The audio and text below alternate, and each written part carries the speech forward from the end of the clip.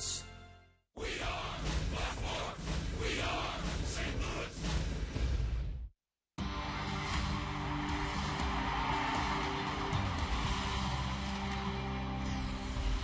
It's another sold-out crowd tonight from Busch Stadium in St. Louis. Beautiful night for baseball as the Cardinals play host to the Chicago Cubs. League's leading hitter in the lineup tonight yet again, and that is Yadier Molina, remarkably at .367 at the start of play tonight. And welcome to Cardinals Baseball. That's Rick Horton. I'm Dan McLaughlin. Delighted to have you with us. The Cubs and the Cardinals as this rivalry continues here in St. Louis. And, Rick, when you think about MVP candidates here in the first half, I don't think there's any doubt about it. Yadi's at the top of the list. Yadi has turned 30 years of age, but he has never been better. Look at his batting average, .367. He leads all of baseball, and Yadi providing a lot of big hits in that number as well. But as most catchers will tell you, he's just as proud of that 3.16 catcher's ERA that also leads all of the major league teams. That look at Yadi. Presentation of BJC. He's the difference maker. And he's in the lineup tonight. Jake Westbrook, live look at him. Finishing up his warm-up tosses. Westbrook, Edwin Jackson. A look at those two next.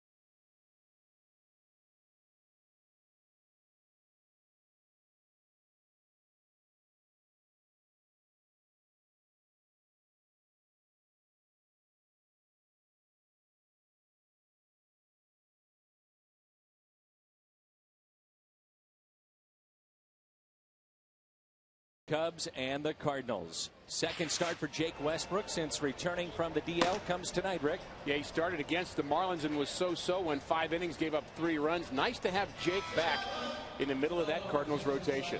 On the other side, an old friend, Edwin Jackson. He helped the Cardinals to the 2011 championship. Bounced around quite a bit. He's won his last 2 outings. Jackson can be good and he can be not so good. We'll see which Edwin Jackson shows up tonight. So it's a pair of right-handers. Jackson, Westbrook, Cubs, cards. A look at potential all-stars wearing the birds on the bat when we come back on Fox Sports Midwest.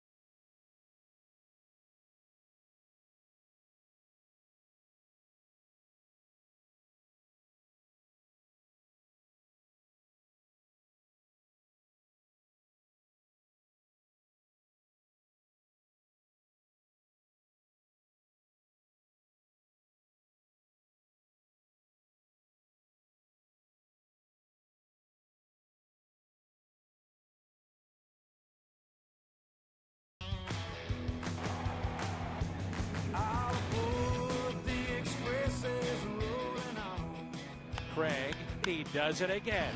6-game hitting streak. Alan Craig has found his home run stroke.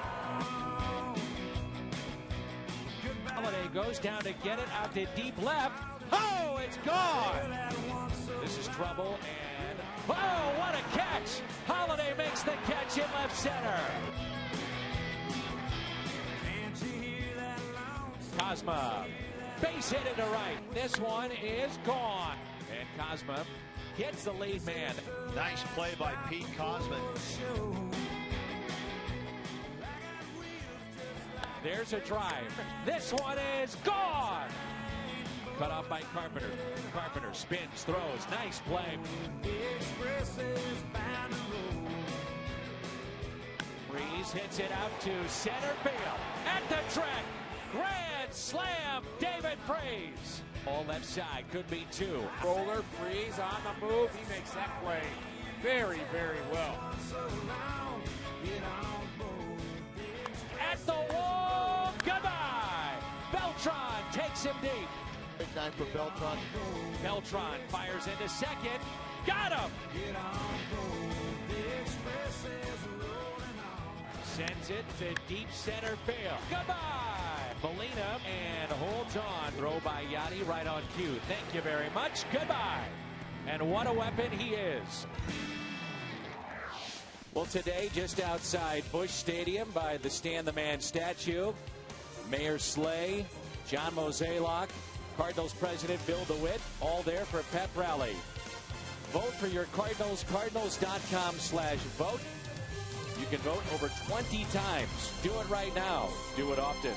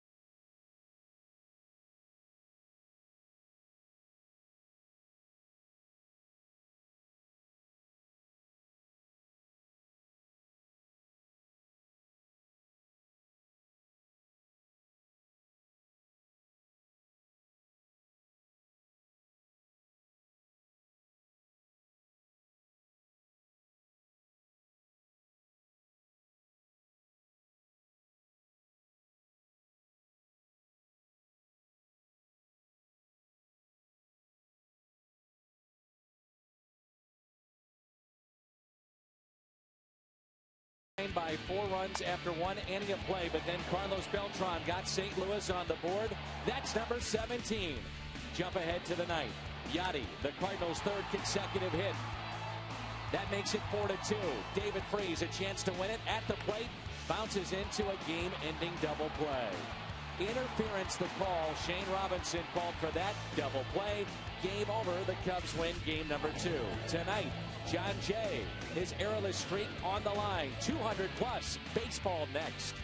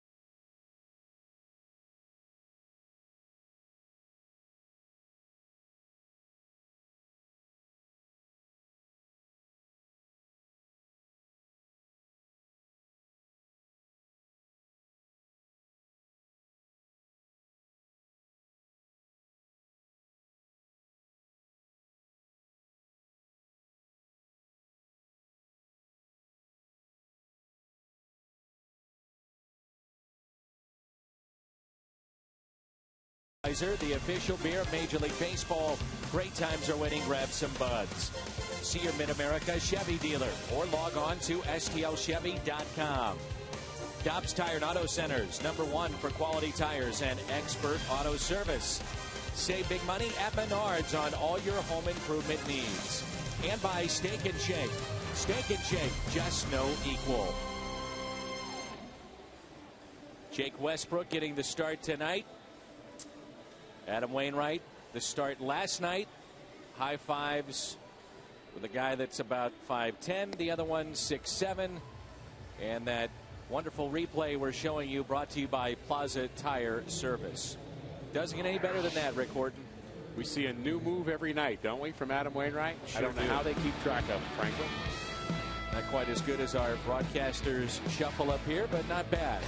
Valbuena, Castro, and Scherholtz in the first. Soriano, Rizzo, Sweeney, Castillo, Barney, and Jackson. That's the lineup for Chicago. The Cardinals defense, the change is Daniel Descalso. Descalso getting the start at third base tonight. Matt Carpenter is at second. And the first pitch is fouled back. Luis Valbuena leading things off for a team collectively hitting .241. And Valbuena is at .247, 6 home runs, and he's driven in 19. Quickly, no balls and 2 strikes.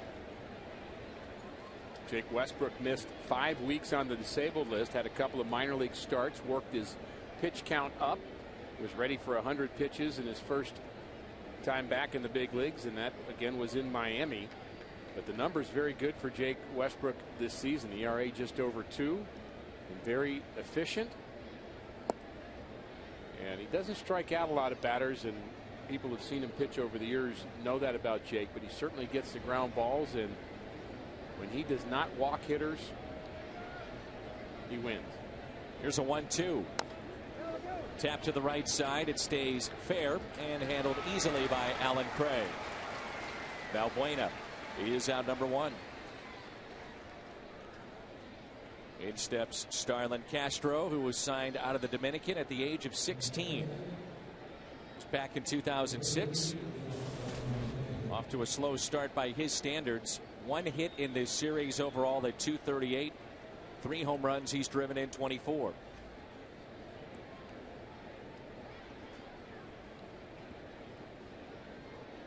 Last year, it's 78 RBIs, which was most by any shortstop in baseball. So it's not only the hits, but also driving in the runs. I think time will tell what kind of offensive player he's going to be over his career. He's shown flashes of being kind of an all-star type, 300 hitter, and that's certainly possible. But I think the jury's still out on what kind of defensive player he'll be, too. He's gifted and clearly athletic, and you know, if he could play shortstop and cut down on his errors some, you can get the kind of offense with that kind of potential at shortstop, then you've got something. He had 4 errors in his first 16 games, and then after that, last 52 games, it's just been a handful of errors. So that has settled down, and he plays every night. 2 balls and 2 strikes.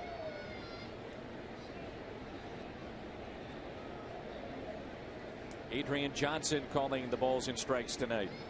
Still not 100% sure why it's so important for him to play every night. I think every player in the big leagues needs a kind of a mental day every once in a while. Not the physical stuff quite so much.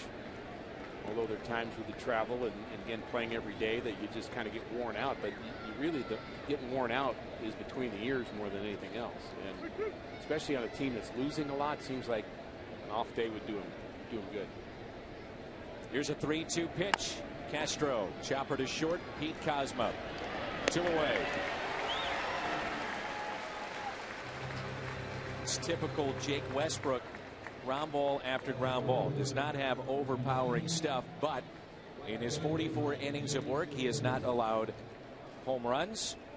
None, to be exact, as Westbrook saw Wainwright give up a couple of hits in the first yesterday, and then the wheels came off in that first inning. 4 runs before you knew it. And the other thing about Jake Westbrook, he doesn't strike out a lot of hitters. So what you're seeing is a guy that is trying to get ground ball after ground ball. And for the most part, we've seen that this year when healthy. And you get the ground ball when you have late movement. That's really the secret, is some pitch, whether it's a changeup or a sinker. In his case, it's most often the sinker that just moves at the last minute. Guys end up hitting the top of the baseball. Descalso makes the play and avoids Pete Kozma. And Kozma hopefully wasn't stepped on. Nice play by Descalso, who's starting in place of David Freese tonight. Gold Glove finalist at third a couple of years ago.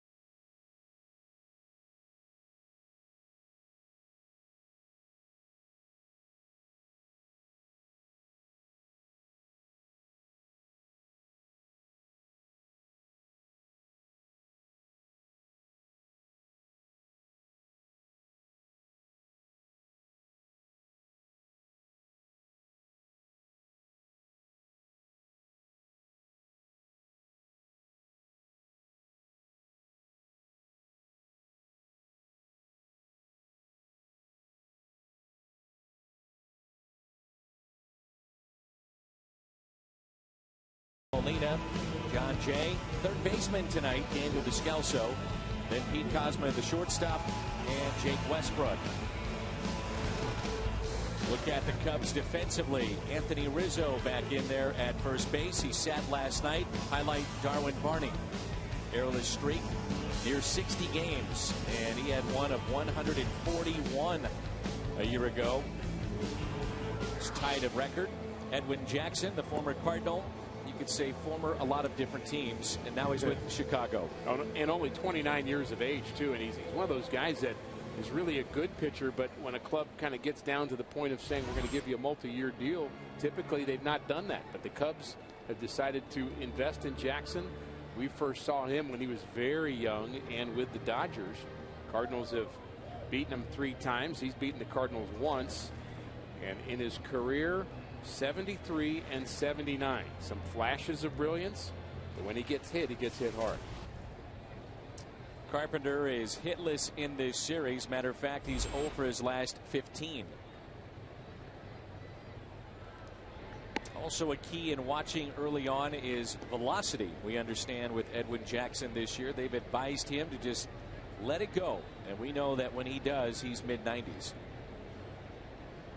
And he's not really been pitching as well when he's at 91, 92. That's not always the case with a pitcher. There are times where they're even more effective when they take a few miles an hour off and they just kind of create movement. But in his case, he's a strikeout guy. 8.9 strikeouts per 9 innings.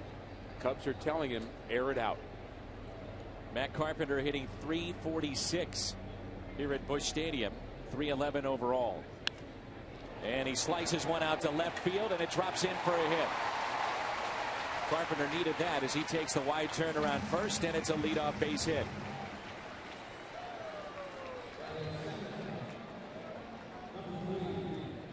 Cardinals hoping to get back to 20 games over 500 again with a victory here tonight. It's been their high water mark.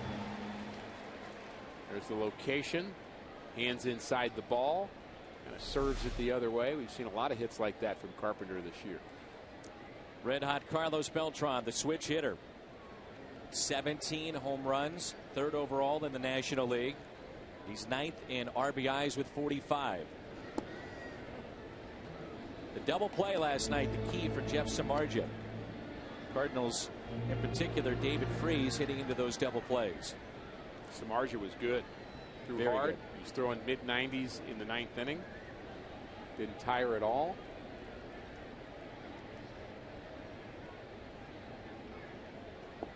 Thinking about Beltran at the plate, if you're having a pitcher-catcher meeting with your pitching coach before the game, and I'm sure they had one, Jackson talking with Wellington Castillo and their pitching coach Chris Bosio, at the end of the discussion, maybe the most important question in that meeting is, okay, who are we careful with? And I believe the answer to that ought to be the guy at the plate right now. 2-0 pitch. And that can switch really night after night depending on the strength of the pitcher or how the hitter is going. And right now it is Beltran that you look at. You say this guy is the guy that can't beat us, and he's been beating just about every pitcher. The question may be formed as who's locked in right now. It doesn't mean you don't pitch to him at all. You're just careful. And he draws a walk on 4 straight balls. A real concern for the Cubs with Edwin Jackson has been his lack of control with the fastball. Now, the last 2 starts, Rick, that was against Pittsburgh and New York. 9 hits allowed in 13 innings, only 2 runs, 15 strikeouts. And in those games, he won both of them. So what they've said to him, like we talked about, air it out. They feel that his velocity, if it's in the mid-90s, he, for whatever reason, has better control when he airs it out. And also, here's a guy that pitches much better on the road than what he does at the friendly confines of Wrigley. I think that makes a lot of sense. When you're airing it out, you're picking up the catcher's glove and you're saying, I'm just going to go right at the catcher's glove and I'm just going to throw it right through his glove. When you take a few miles an hour off, you're typically picking and saying, okay, I'm going to hit that outside corner. And that's again where if the command isn't right, you end up walking more batters you need to. 1-0 pitch to Holiday. After 5 straight balls, a strike from Edwin Jackson. I'm with you. 29 years of age, and it seems like he's been around for 29 years in the big leagues. He was born in Germany. His dad, a retired Army sergeant, first class, and he resides now in Atlanta. Runners at first and second, nobody out. 2 strikes on Holiday.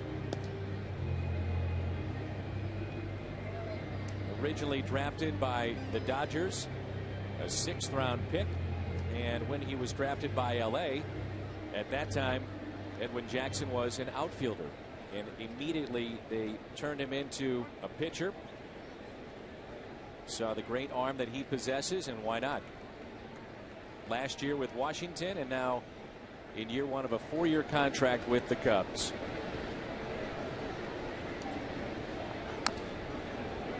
He's always been durable. He's a guy that's going to give you innings, and that's part of his value. He's very rarely been hurt. He takes the ball every 5th day, and he's only 29 years of age. It seems like he's been around for 2 decades, but I have a feeling he's going to be pitching when he's 38, 39 years old, and people are really going to say he's been around forever. Isn't he the perfect guy for a rebuilding team? Agreed. I thought he was a good teammate when he was here with the Cardinals. Absolutely. I think he filled a particular role, innings eater.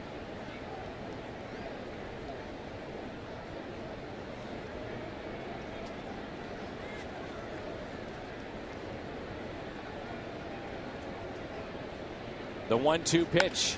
Holiday out to center. Sweeney is there to make the catch, and Carpenter stays put.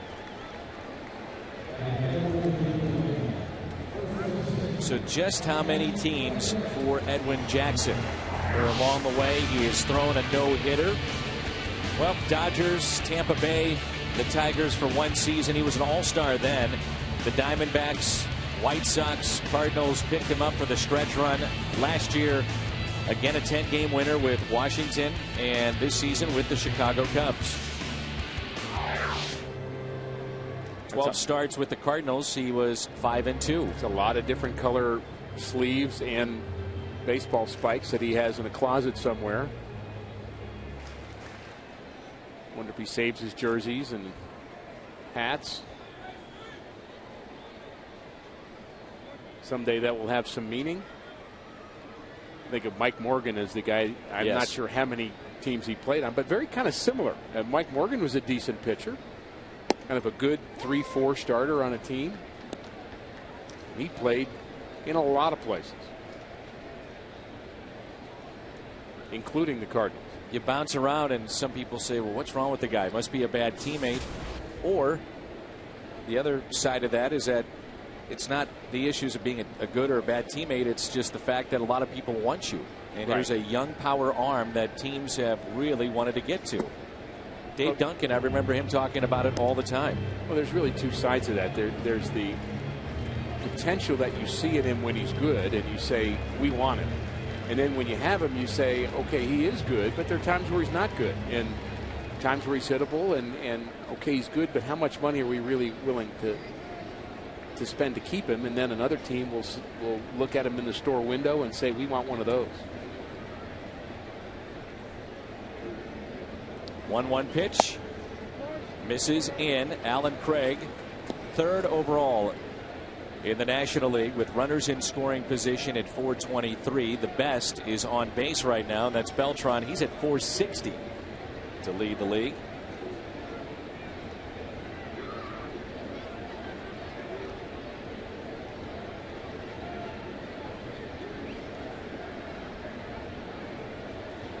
Outfield is straight away and deep. Long look by Jackson. Now time is called.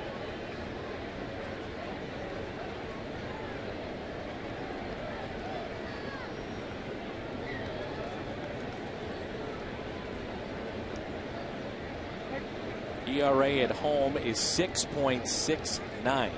On the road, 3.73. So much different pitcher away from Chicago. The 2-1 pitch. Fouled back. We saw similar numbers with Samardzija, who does not pitch as well at Wrigley, and talked to some folks with the Cubs about that, and really nothing really surprising in that conversation. Things we've known for years, that Wrigley can be a tough place to pitch in. There are parts of that ballpark and the atmosphere there that you have to kind of overcome, and especially if the wind's blowing out, and realize that it can be a tough place to pitch. Friendly confines, and it has been for Samardzija and Jackson. The 2-2 to Craig. Here it comes. Craig rips it past Castro into left field. Here comes Carpenter. Soriano to the plate. It is not in time. Cardinals have the lead 1-0. Alan Craig, RBI number 53.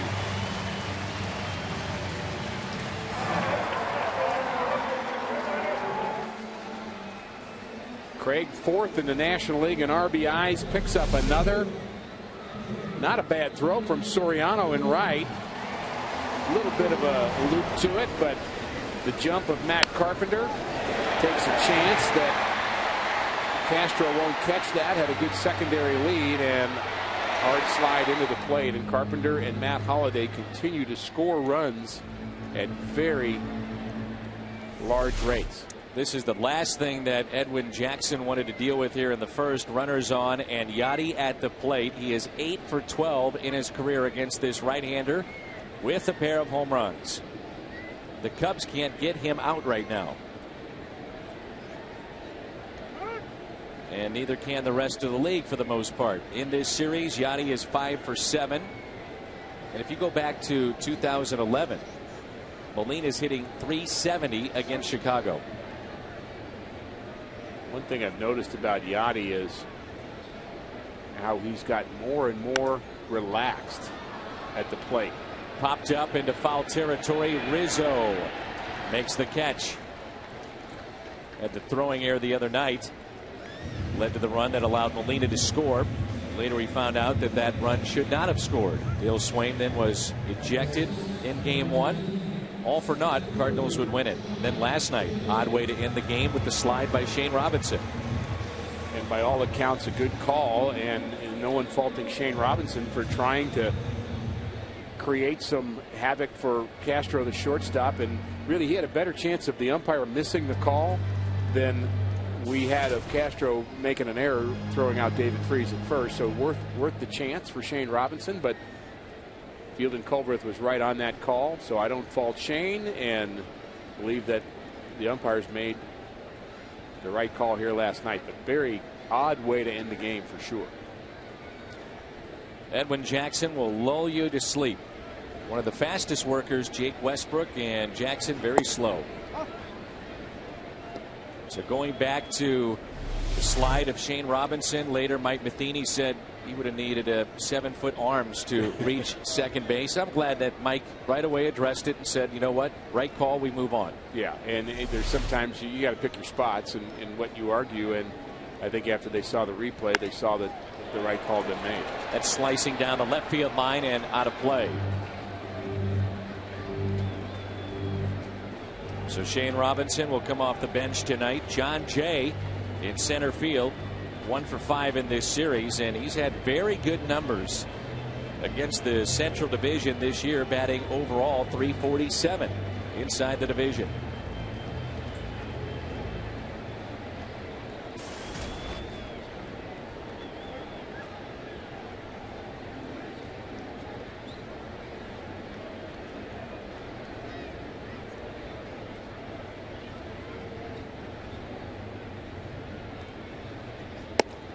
On the inside corner, 1-2 the count.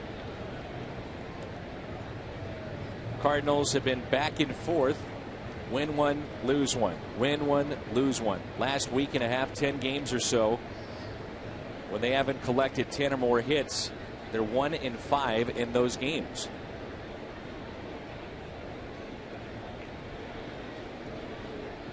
One-two pitch to John Jay. Fights it off. Slowly hit to Rizzo. Flip to Jackson for the out. The Cardinals strand 2, but they pick up a run. RBI number 53 for Alan Craig.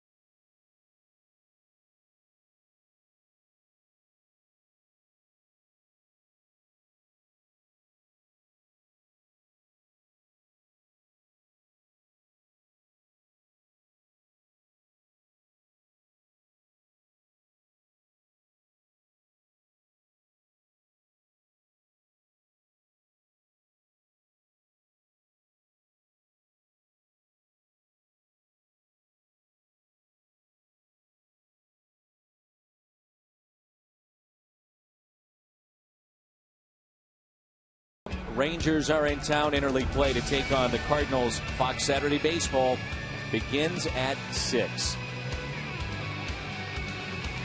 Texas, a loss last night.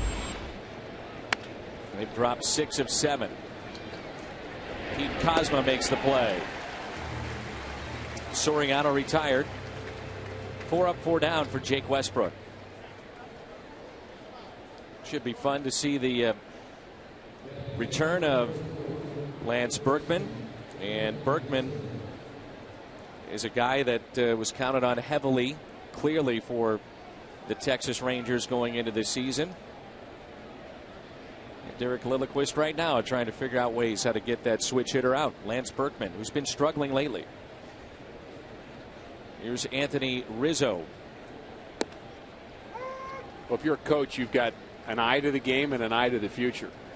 You have to be thinking about what's ahead, and when the coaches get together before games, after games, they're projecting ahead their rotation, their bullpen, their matchups, their days of rest. And Mike Matheny will tell us before games, he'll say, well, that, with holiday sits, for example, in a game, he'll say, yeah, that was planned about a week ago. Doesn't just show up at the ballpark and say it's time for him to sit. They have planned days off, and it is part of the job of a coach. Rizzo on an 0-2 pitch, reaching with a base hit, the first hit tonight for Chicago. Anthony Rizzo, first game off was yesterday this season. Chevy's Fox Tracks. Let's see where this is. Off-speed pitch, up a bit.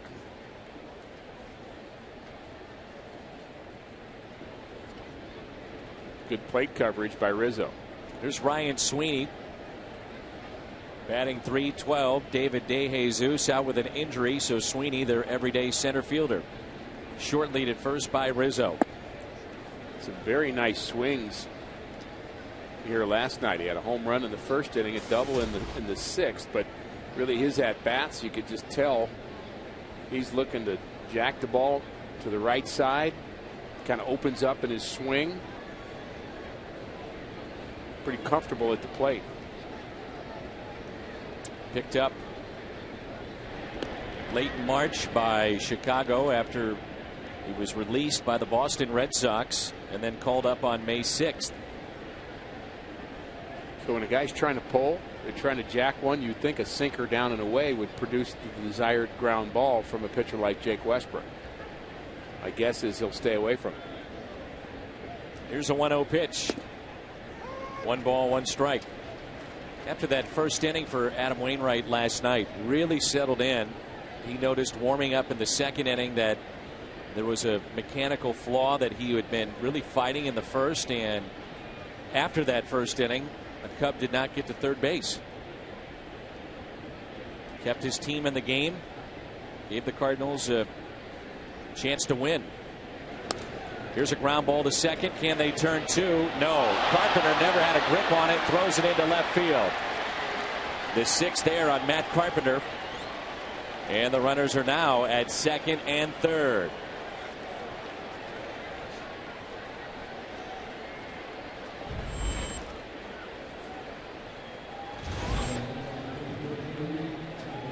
Haven't really seen much of this from the Cardinals infielders as a group, where they just make a bad error, but that's what this was. He doesn't have the grip and tries to throw it anyway, and it just airmails Pete Kozma and goes into left field. And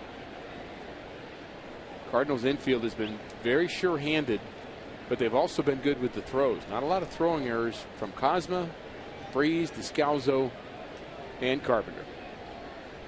Now it's Wellington Castillo. To be a tailor-made double play.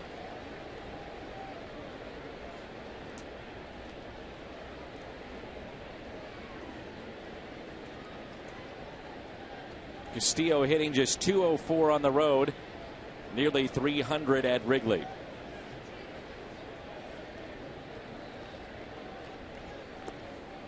Picked by Yachty to keep it in front. 1 ball, 1 strike with 1 out. And there's the soft hands of Yadier Molina. Many times you see him block it. This time he just picked it.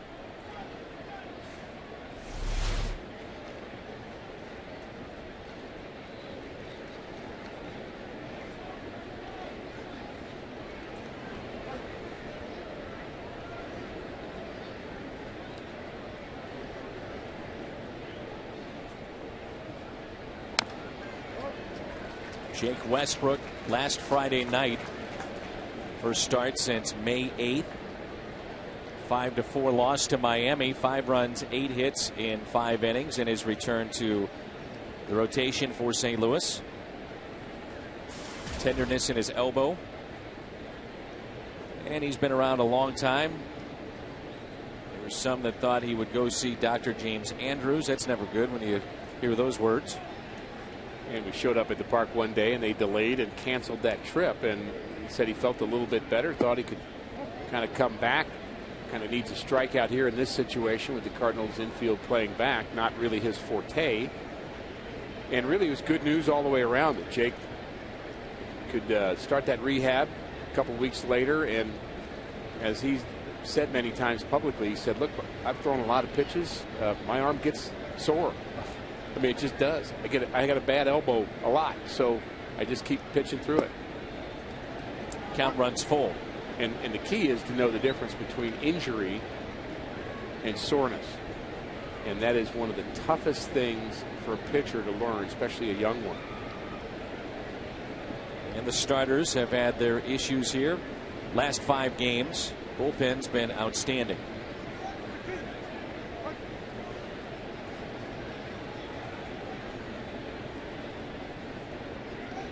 The 3-2 pitch to Castillo. Doesn't chase.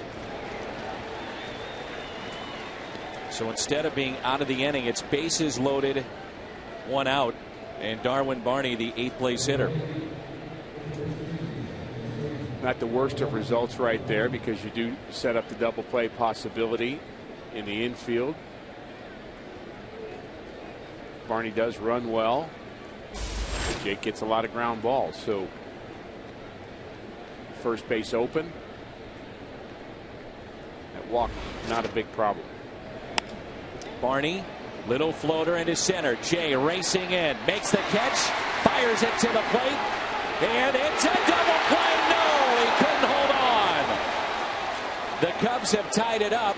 A strike from Jay in center field. Yachty couldn't hold on, and we're tied up in 1. John Jay, his last error August 24th of 2011.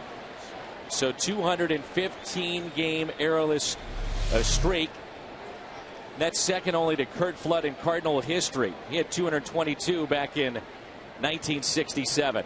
Probably going to end up being an error for Yachty, because he's got the ball, he's got the throw, makes the tag, but can't hold on. And the error is not so much whether he's out or safe, it's that the ball pops out. A hard slide, not really even a slide from Rizzo. He just attacked the glove of Yadier Molina, and it worked. They have charged John Jay with an error. I don't agree with that at all. They're going to have to change that. I mean, that they must not have looked at the replay, because clearly Yachty had the ball in his glove. Nothing wrong with the throw of John Jay. In fact, it was a decent throw. As you mentioned, we haven't seen John Jay throw a ball that strong in a long time. And he had a chance to get the runner, did everything he's supposed to do. Now they've corrected it. It's an error on Yadier Molina as Jackson hits it sharply to third. Descalso makes the play. So 2 errors in the inning by St. Louis, and because of that, this game is tied. Errorless streak intact for John Jay.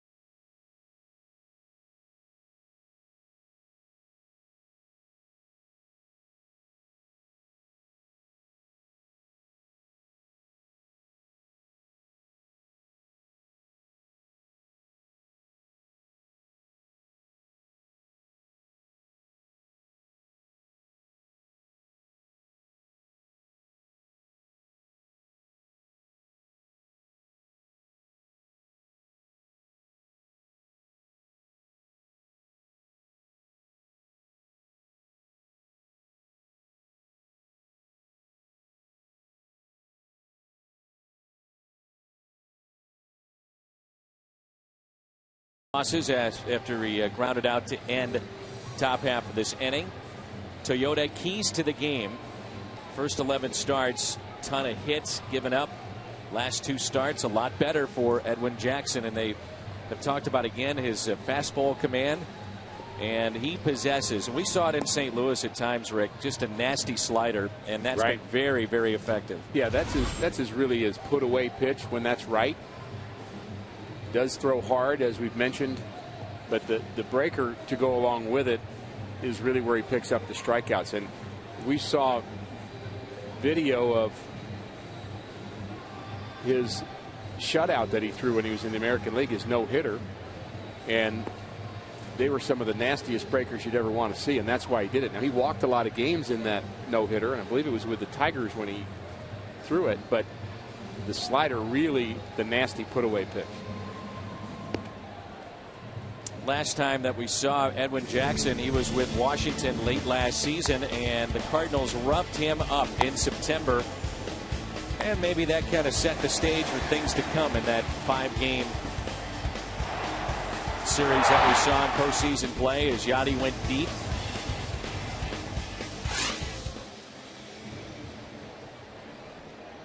So an inning and a third, 6 hits, 9 runs, 8 of the 9 were earned, 4 walks, no strikeouts, 56 pitches. That start for Edwin Jackson. We should mention that the run scored by Chicago unearned against Jake Westbrook. So we're tied up at 1-1, and here's Daniel Descalso.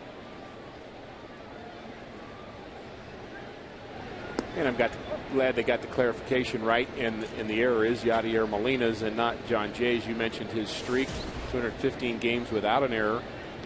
Curt Flood holds the Cardinal record, as you mentioned, 226. The National League record is Darren Lewis, who played with the Giants, 369 games without an error.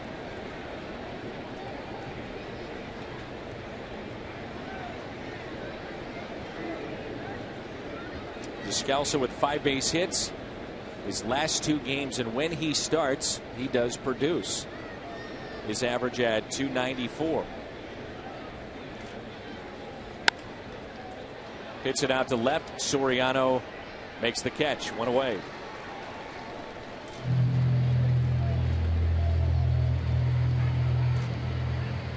Uncharacteristic for the Cardinals to make 2 errors in 1 inning, much less even two errors in 1 game. They haven't done that much this year, just 25 errors on the season. The Cubs, on the other hand, the most errors in the National League with 52. So this game starting out a little unusual, just as last night's did, with Adam Wainwright having a rough first inning.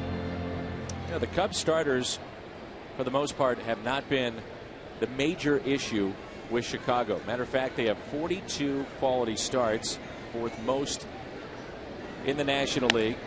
As Cosma hits it to his counterpart, Starlin Castro, and he fires a strike to first, 2 away. Travis Wood alone has 13. We saw him in game 1. Well, 6 is a serious number. When the Cardinals score 6, you can score any size coffee, fountain, or frozen drink for just 50 cents the next day at On the Run. While you're there, be sure to stop by the On the Way Cafe. They've got biscuits, hot dogs, sandwiches, and more. It's only at On the Run.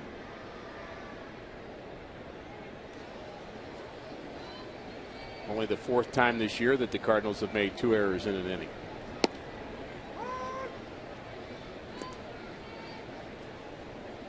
Actually in a game. So 2 outs, nobody on for Jake Westbrook. And both these guys made key runs for the Cardinals in their success of 2011. Matter of fact, Jake Westbrook was the Game 6 winner, but he points, and rightfully so, to David Freese. But Jake was the winner of Game 6.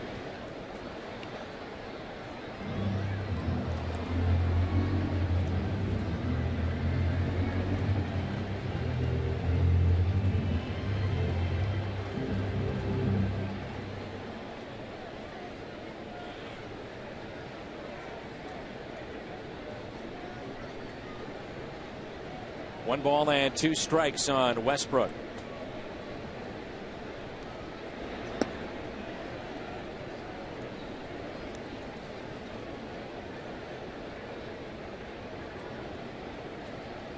Saw Samardzija last night, hard-throwing right-hander, get another one in this ball game. Cubs have not lost the last 5 that Samardzija has started against St. Louis, so he certainly has given them chances to win. And a breaking ball is taken high.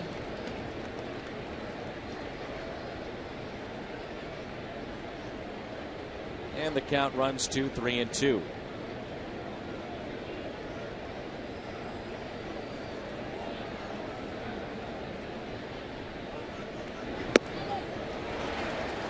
A 2-out walk issued to Westbrook. Second walk by Jackson in the ballgame.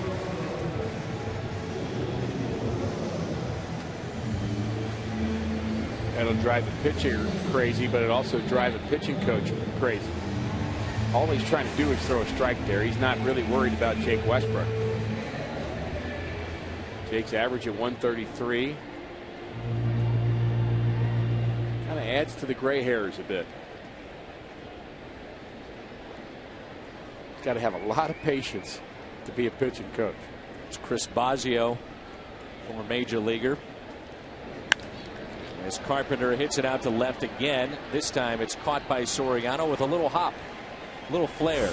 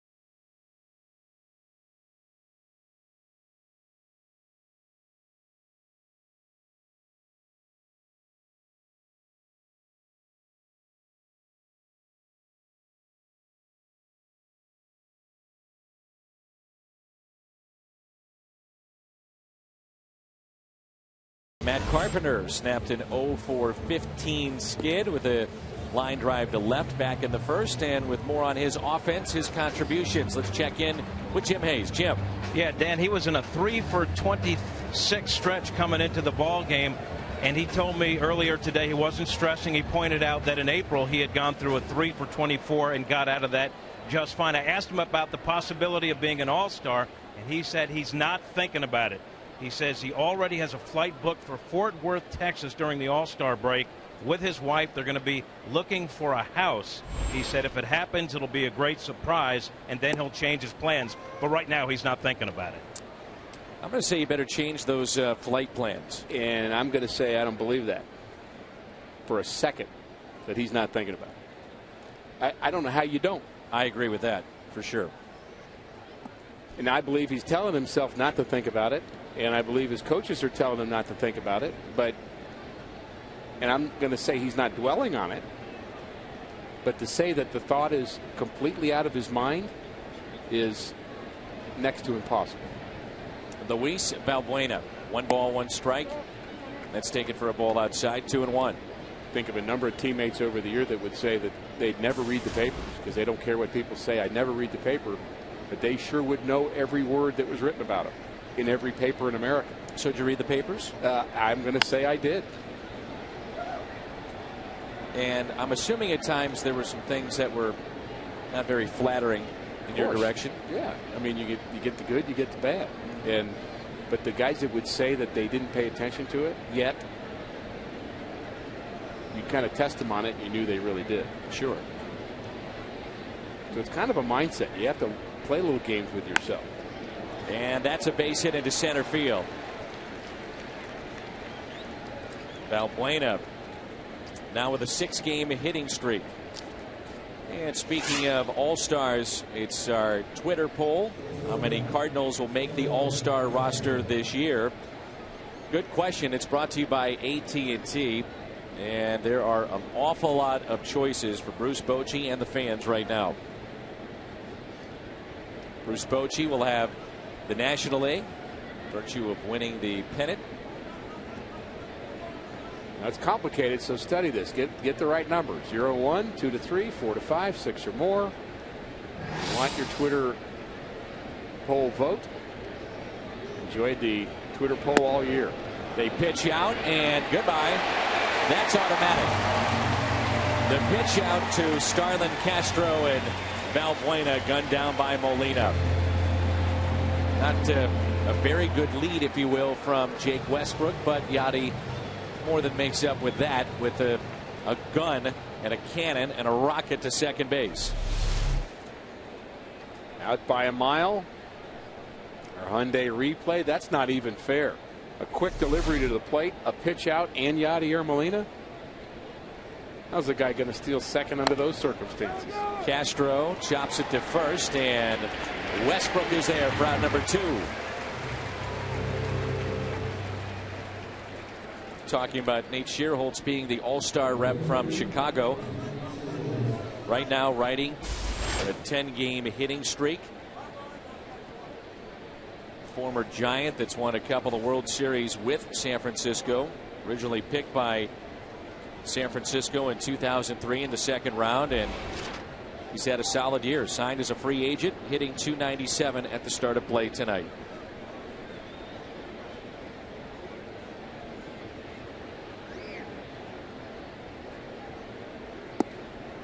I will bet that David Bell and Dave McKay will have a little meeting in between innings with Dale Swaim, and they will change their steal sign, and they will start communicating that throughout the rest of the team. Anytime a pitch out is successful, your first inclination is not that they just guessed right. Your first inclination is they, through video or just somebody who's really good at it, has picked up our steal sign. And I'll bet they'll have a little conversation to change it.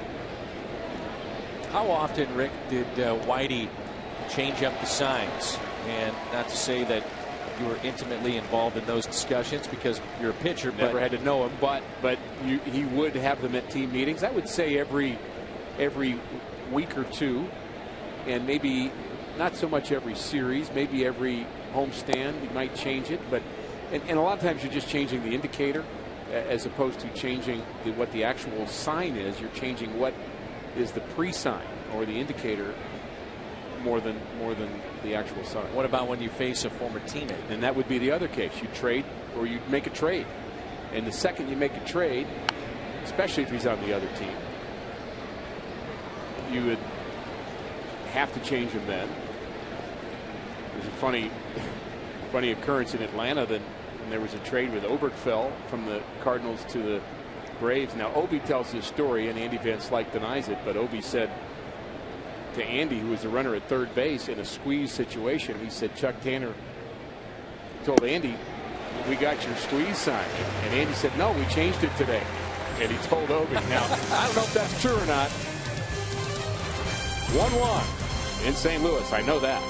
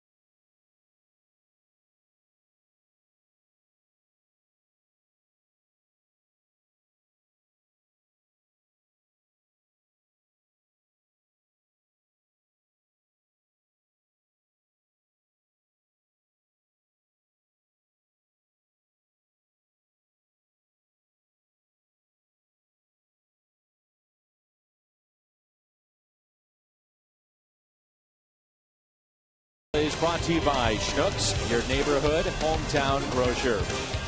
And now's your chance to go big at Jack in the Box. Try Jack's Big Stack Burger, 2 jumbo patties stacked with onion rings, cheese, and pickles.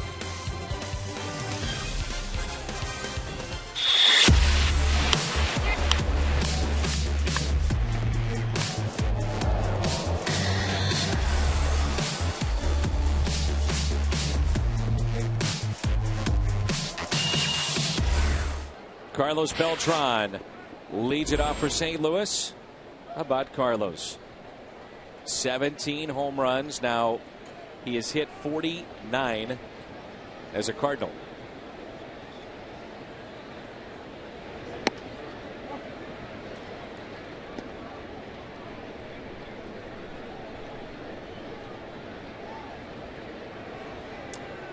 One game. Beltran walked his first time up.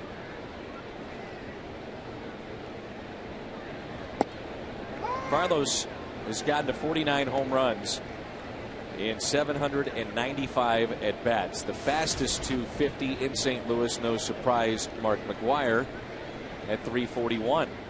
But if Carlos can hit one in the next 15 at bats, he'll be quicker to 50 than Pujols. So it gives you an idea of the rate. Yeah, just how good he's been.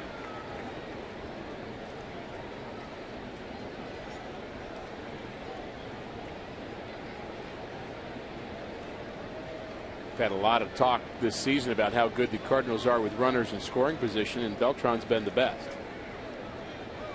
460. Up the middle and a base hit.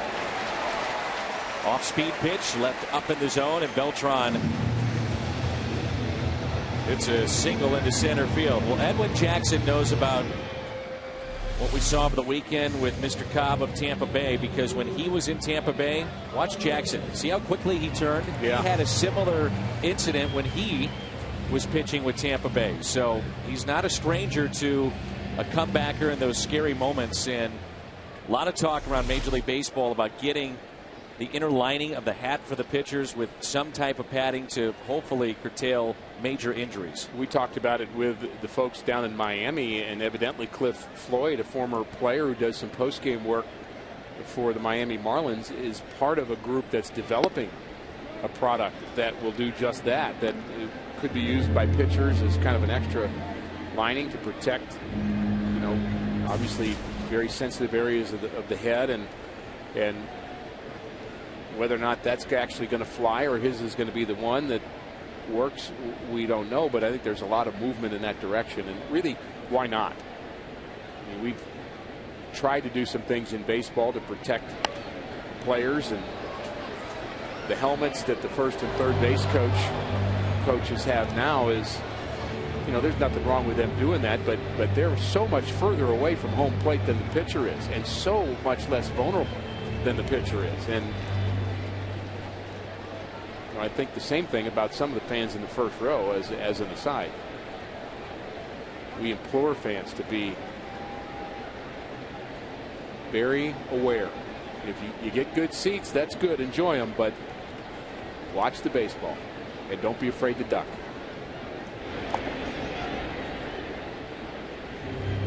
Month of June, Matt Holliday is hitting .318, and his numbers significantly better with runners on at .359 as opposed to the .194 with nobody on.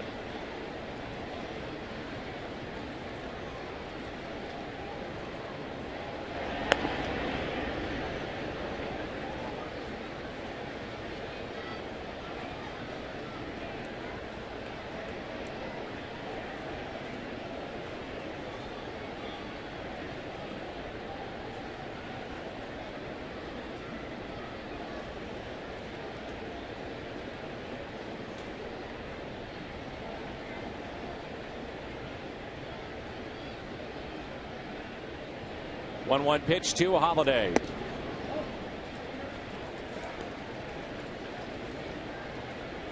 Giovanni Soto was an all-star multiple times with Chicago and then traded away. He was with Texas, and Wellington Castillo was part of the futures game back in 2008. So they knew they had a prospect that they liked coming up that made Soto expendable. I believe Soto was sent back to AAA in spring training this year by Texas. So his stock has certainly fallen. The 2-1 pitch. Now 2-2.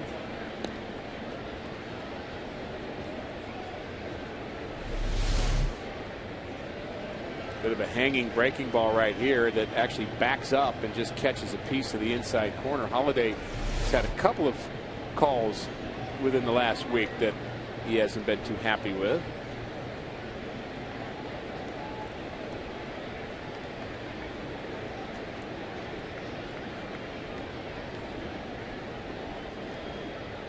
Two-two pitch inside.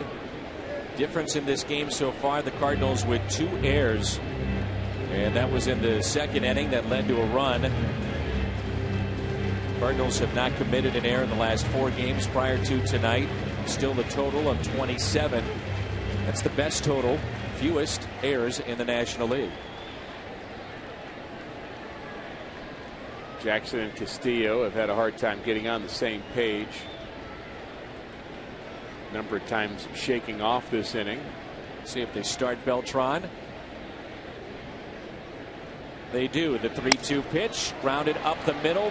Barney steps on the bag, and Matt Holliday is hit into his 18th double play to lead the National League. Nifty footwork there by Darwin Barney.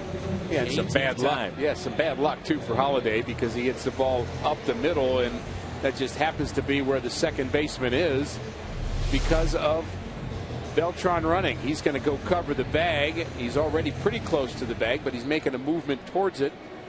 And he was trying to hold his ground a little bit too because he recognized it was a hit and run, but clearly pinching towards the second base bag, able to make that play himself. Here's Alec Craig with an RBI single back in the first. Craig with 53 driven in. He trails Paul Goldschmidt, who leads the National League with 62.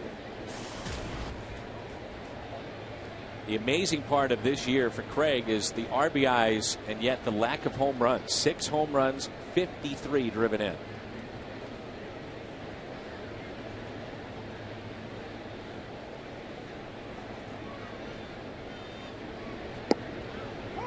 Cardinal fans are reeling at another double play. Holliday hits into a double play. Yesterday there were 3 that certainly hurt the Cardinals' chances of winning, and I guess, you know, collectively we need to recognize this is what it's been like to play the Cardinals this year with all the double plays the Cardinals have turned. 78 to lead the National League. It can be so deflating to an offense when a pitcher can get that double play to end an inning, and even this inning here, Beltran with a base hit. Kind of think, okay, maybe this is the inning we get Jackson, and just like that, you've got Alan Craig hitting with 2 outs and nobody on. I like the way it feels the other way better. Pitch count already at 46 for Edwin Jackson. 1-2 the count on Craig. Alan Craig averaging an RBI every 5 at bats this season.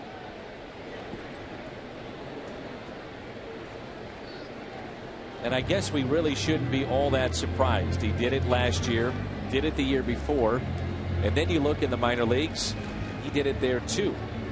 And in the minor leagues, he also hit home runs, had a couple of 20 home run campaigns. So the power will be there, I think, before it's all said and done. I believe it will.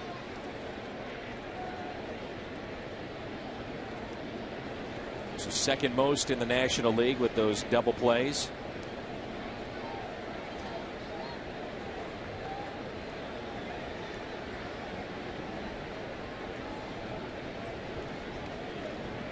The 2-2. And a strikeout of Alan Craig. The first of the night for Edwin Jackson. He will lull you to sleep.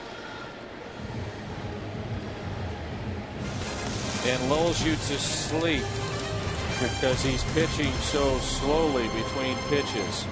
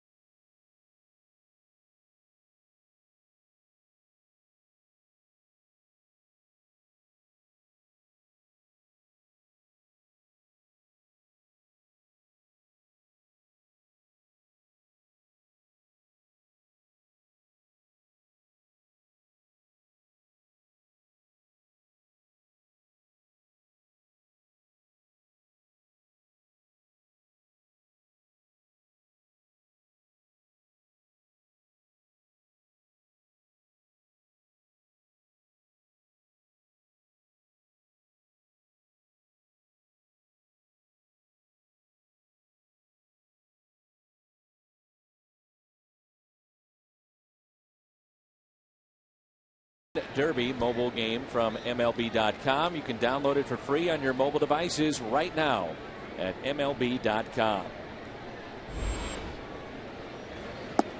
Alfonso Soriano looks at a strike.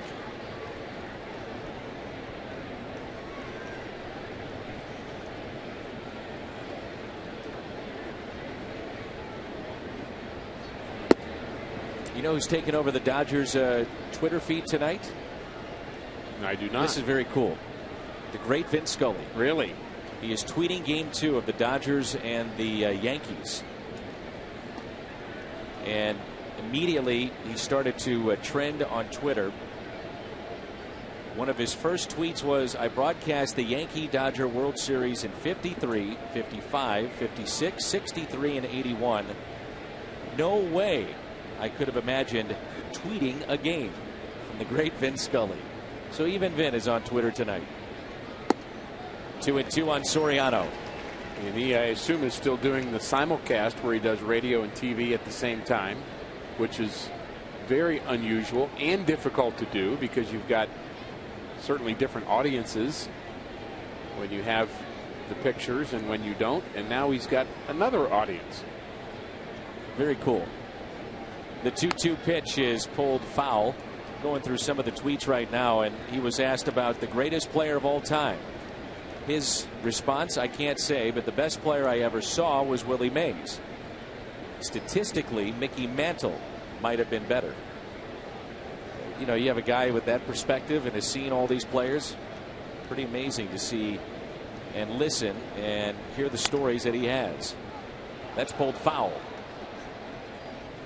And I imagine you could certainly understand the demographics of Twitter, and it doesn't mean that there aren't people of all ages and all backgrounds and all knowledge of baseball that are on Twitter, but it tends to be a younger demographic that there'll be folks that are learning an awful lot about Dodger history by following Vin Scully. Pretty neat thing. Soriano waves at it and strikes out. The second K for Westbrook tonight.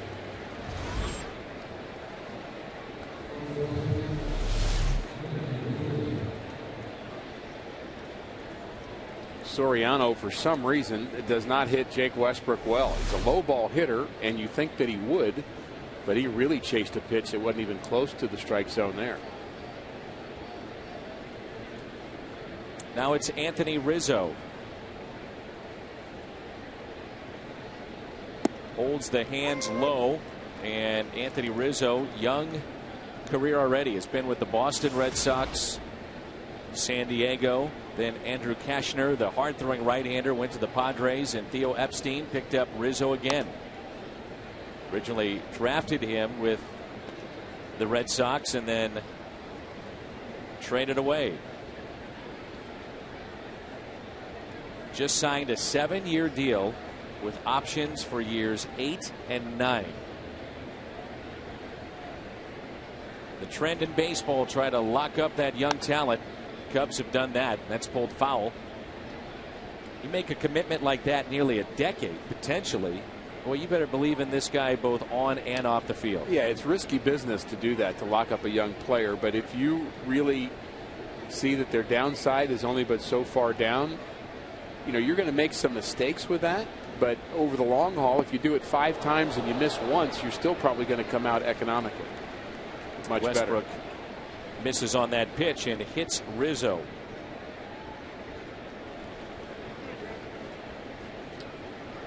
You know, he's a very good story when you think of Anthony Rizzo.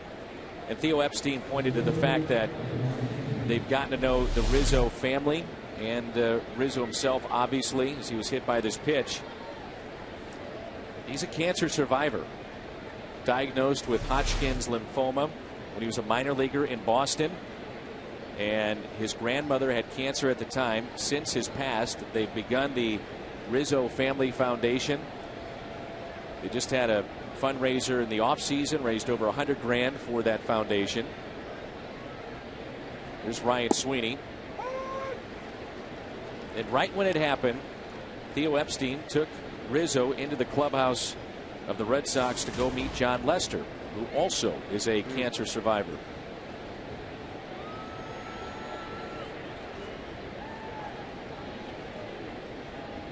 Sweeney reached on an air first time up.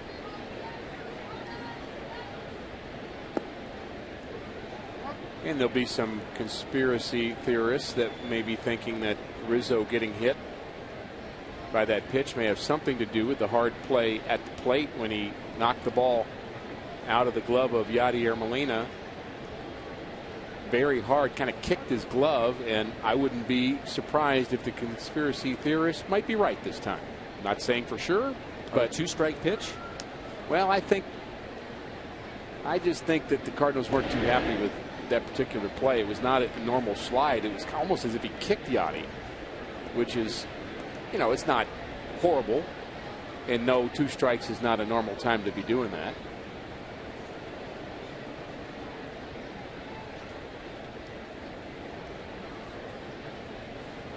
Maybe I would come down on it being just a happy coincidence for some folks on the Cardinals bench. Good changeup that time by Westbrook.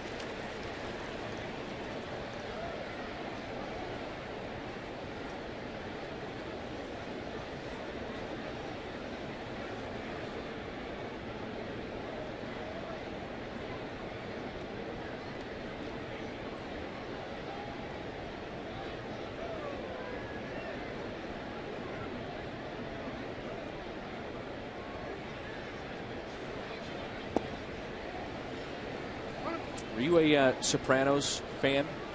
I am a recent Sopranos fan, not when it was actually telecast for the first time, but I kind of got into it and watched most every episode in the last couple of years. James Gandolfini has passed away, we understand, at the age of 51. Played Tony Soprano. He was in my living room many a nights. Sad to hear that news. 3-2 with 1 out. Let's see if they want to start the runner, Anthony Rizzo.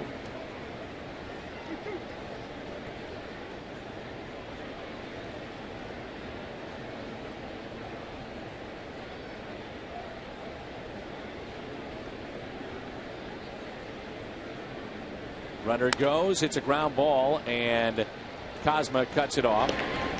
Makes the play. Rizzo advancing to second base. Try the new Egg White Delight McMuffin. Only 250 calories and only at McDonald's. You played in Los Angeles. You had a chance to know, or at least get to visit with, the great Vince Scully. Oh, yeah, with him quite a bit over a couple-year period, and very classy man, and well loved by the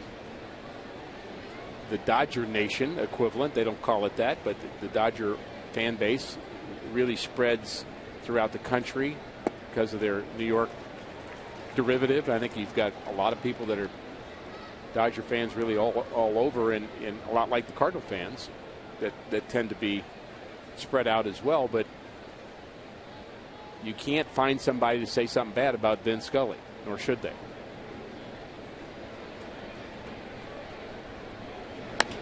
Here's a chopper towards short. Cosma with time, and he makes the play. League's leading hitter at the start of play tonight, Yadier Molina, at 367. Due up first when we come back.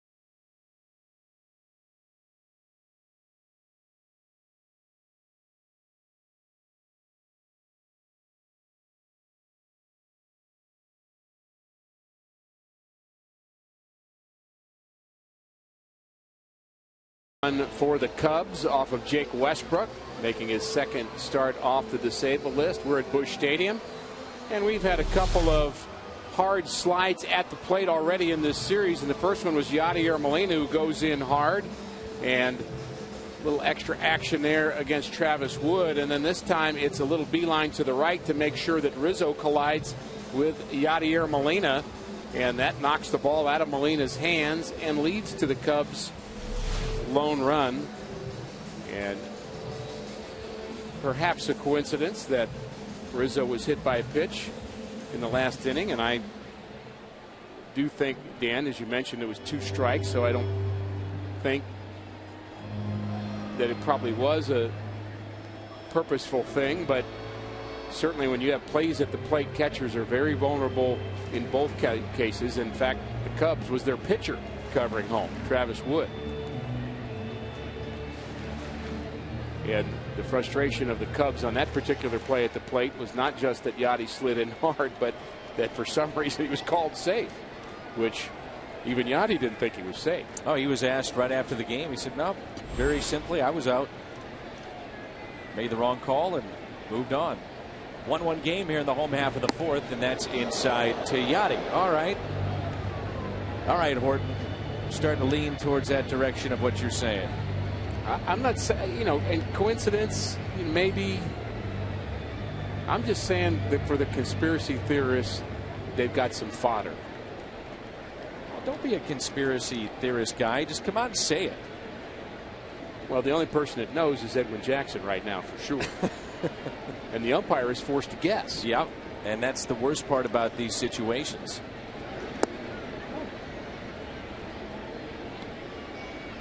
Now, I don't think from a Cubs perspective it's the worst thing to pitch Yadi inside and back him off the plate. The guy's hitting almost 400.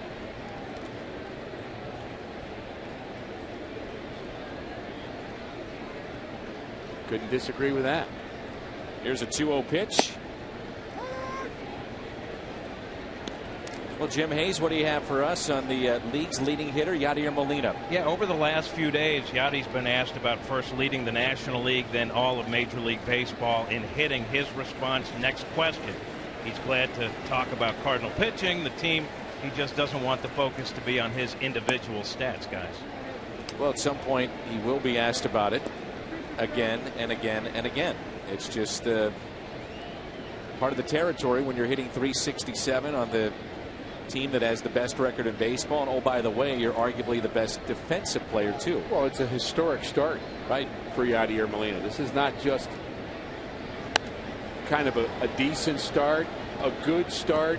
This is a phenomenal start for Yadier Molina. Last year's MVP was Buster Posey, and Molina having a much better year offensively this year than Posey is, hitting nearly 50 points higher. Posey with more home runs, RBIs, slugging percentage, extra base hits, all about the same, but the average quite a bit better for Molina.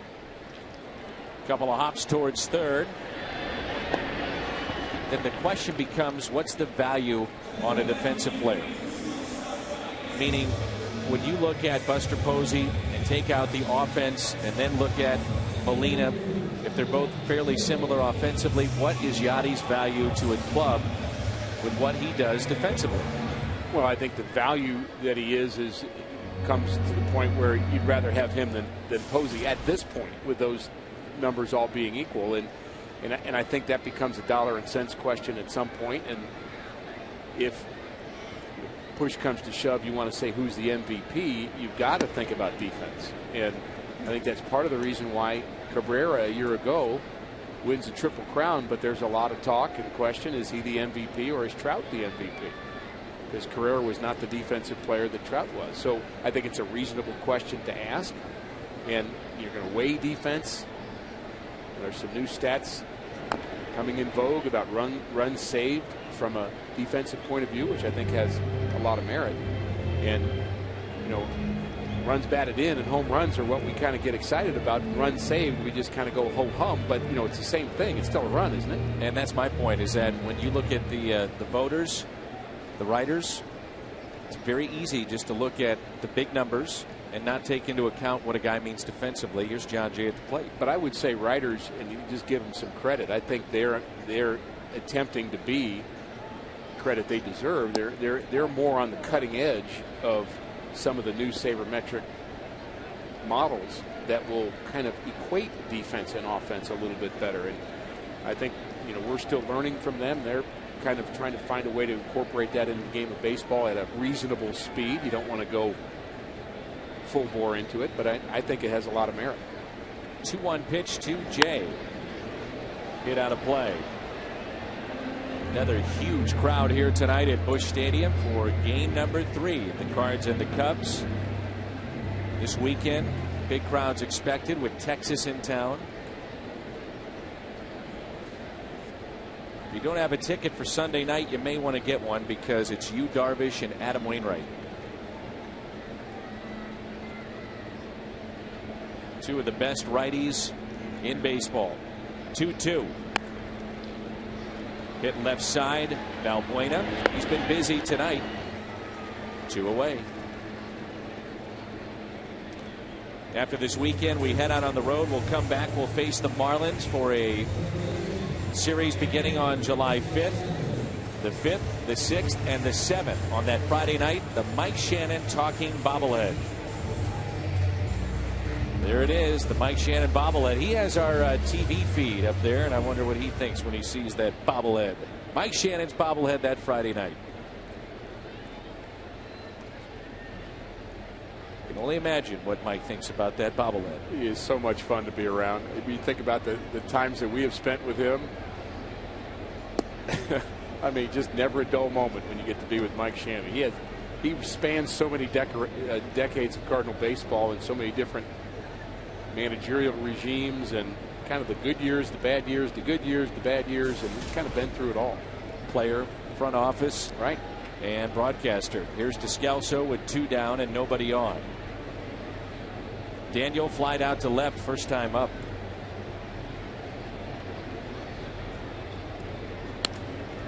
Ground ball that's hit to short. Castro slings it over the first. 3 ground ball outs, and that sends us to the 5th. We're tied up. It's 1-1.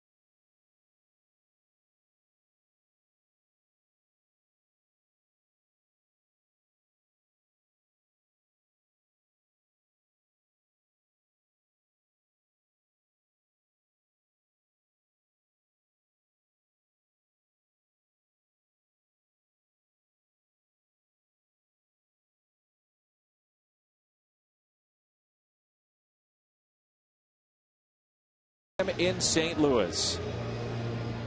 Look at Ricky's favorite stat of the night, the high-speed pitch presented by Charter. Edwin Jackson at 96, Jake at 91. That's what we were talking about with Jackson, that he would be good if his velocity was 94 plus, and he has been good. Just 3 Cardinal hits. Westbrook, velocity less important, location and movement more important for him, and he's getting an awful lot of ground balls. Darwin Barney Edwin Jackson and Luis Valbuena for Chicago. That pitch was up and a fly ball into right center. There's John Jay, one away.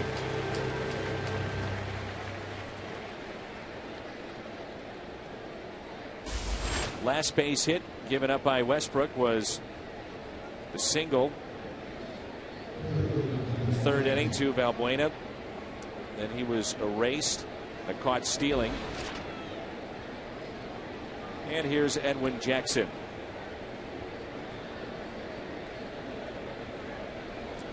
Jake Westbrook got back in the rotation when Michael Wacha was sent down to Memphis. The Cardinals now using a 6-man Memphis rotation. So Wacha made a start last night, struck out 5 of the first 10 he faced. And Carlos Martinez, since he's been used as a starter since going back down, he's made 5 starts. He has struck out 21. The idea, Rick, trying to keep those two in particular fresh for call up, stretch run, whatever the case may be. We almost talked about it some last night and then got diverted, but Martinez and Wacha, in my opinion, will have a huge bearing on what goes on with this Cardinal team before it's over in 2013. They'll be a big part of this club at some point. The question is, what role? Starter, reliever? Who knows at this point? See what the need is. Salas has gone down to Memphis to start a rehab assignment a couple of days ago. Chris Carpenter still on the mend, and the role still undefined.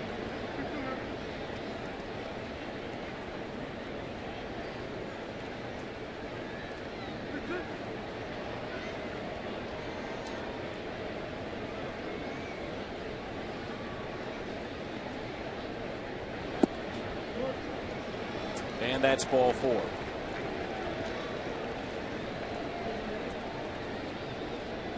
Both pitchers have walked each other in this game. Make sure tomorrow you head to a St. Louis area location. Donate blood, 1-800-RED-CROSS, or visit redcrossblood.org. Cardinals, Fox Sports Midwest, and the Red Cross all together on that. Second walk handed out by Jake Westbrook, shaking his head right now. And one out walk to the pitcher. Here's Valbuena. Little squibber towards third. Descalso to second. On to first. It's a double play. All those ground balls. You get the 5-4-3 double play for Jake Westbrook.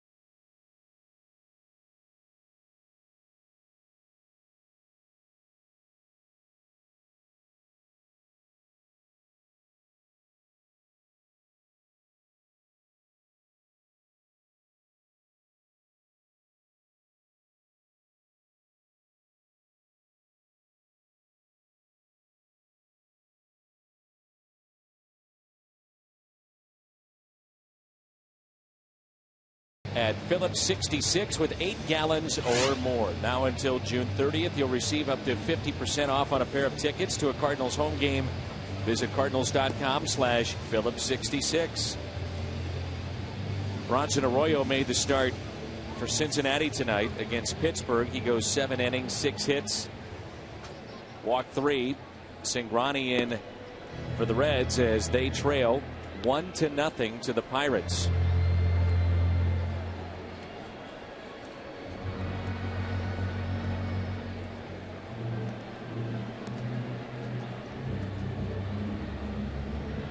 Edwin Jackson, Pete Kozma, these two have a history, and this is in postseason play.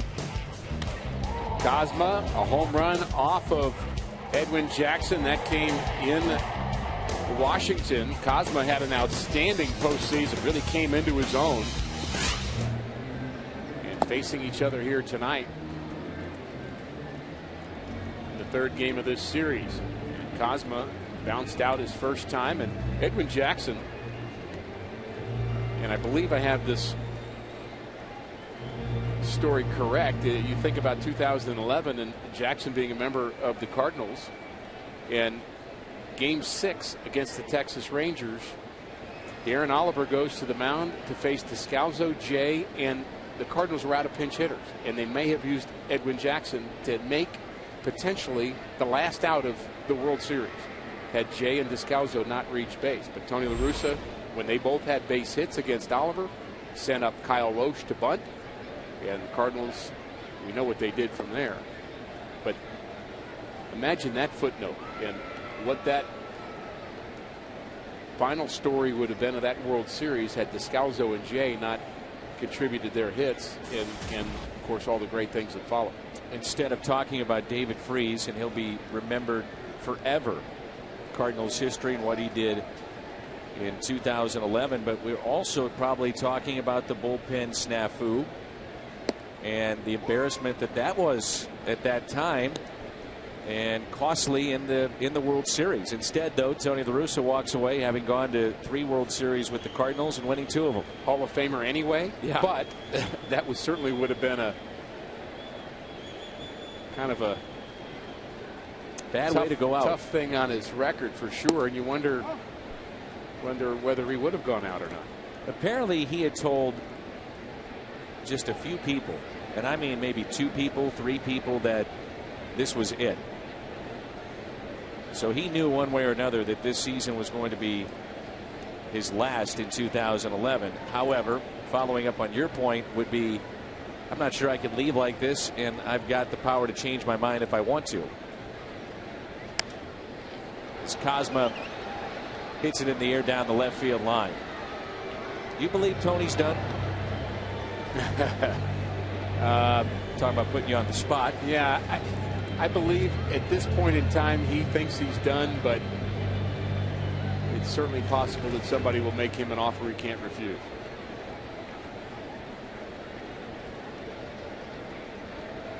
And I do not think it's out of the Don realm. Horton here? I mean, what are you here? You know? I'm telling you, Dan. It's possible that he would come back in. Of course, he's not politicking for it right now, but right place, right time, it's possible. Is Tony into horseback riding at all? Better be careful when he wakes up tomorrow.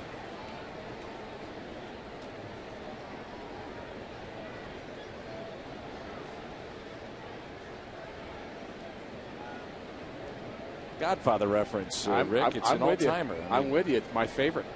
One of my favorite movies.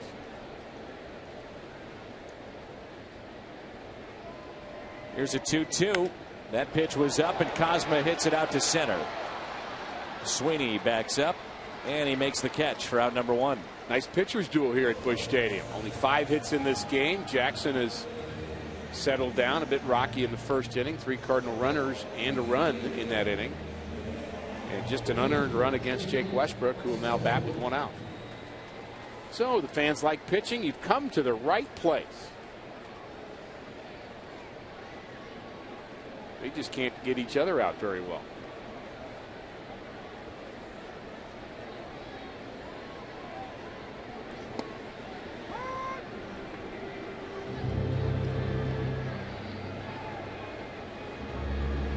Talked a lot about the schedule.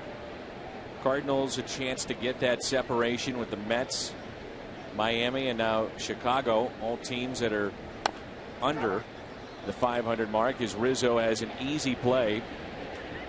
And against the Cubs, Mets, and Marlins, Rick, the Cardinals are 8-6, where the Reds, they are 19-4. So you talk about beating up on the poor teams of the division or the sub 500 teams. The Mets have been a team that's been beat up. Marlins and Cubs, and the Reds have been happy to do that.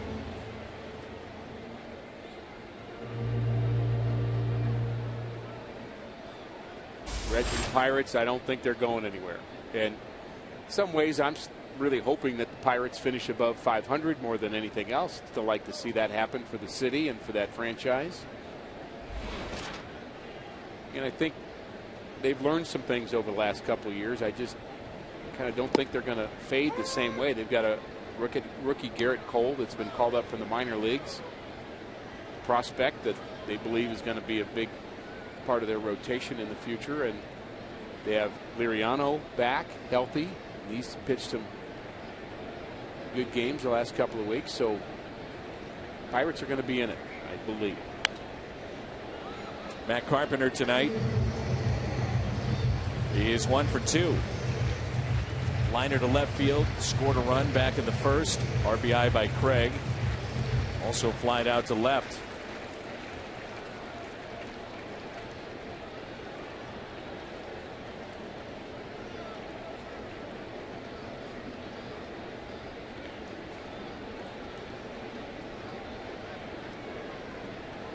Carpenter in the hole, 0-2.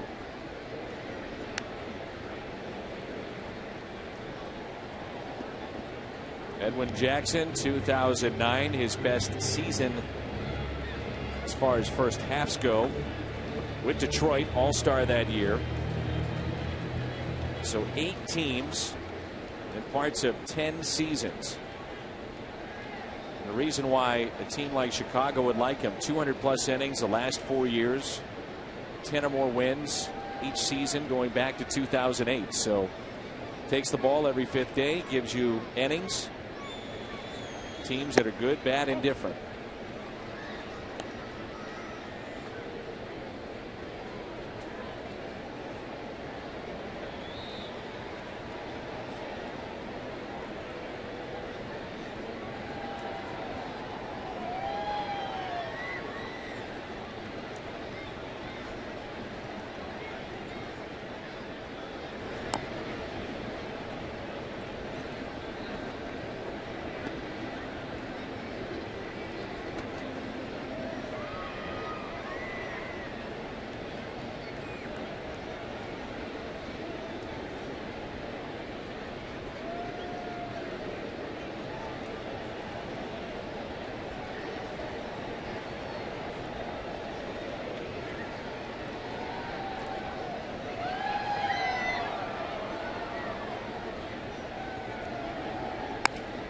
Carpenter, base hit out to left field. Hustling and stopping about a third of the way to second base. Alfonso Soriano, since 2006, with 84 outfield assists and already 6 this year. Geared up to add to that number. If Carpenter would have tried to go to second, he just kind of flares this one the other way. Off-speed pitch, really had a good location from Jackson. It was a decent pitch, and barehanding it is Soriano. Carpenter thinking about it and threw out the parachute.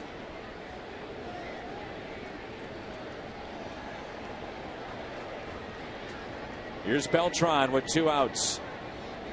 A walk and a single. Long look by Jackson, and again Castillo and Jackson just can't get on the same page. It's been this way all night long.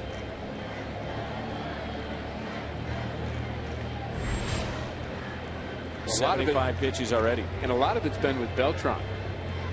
A lot of the shaking happened in that 3rd inning, and Beltran was at the plate and just did not want to go at that at-bat the same way the catcher Castillo did. And, you know, sometimes it's a matter of there's 2 options. and you just want to go one way and the pitcher wants to go another way, and you try to figure out, okay, what's the best way? It's not that one's wrong and one's right. It's just which is best.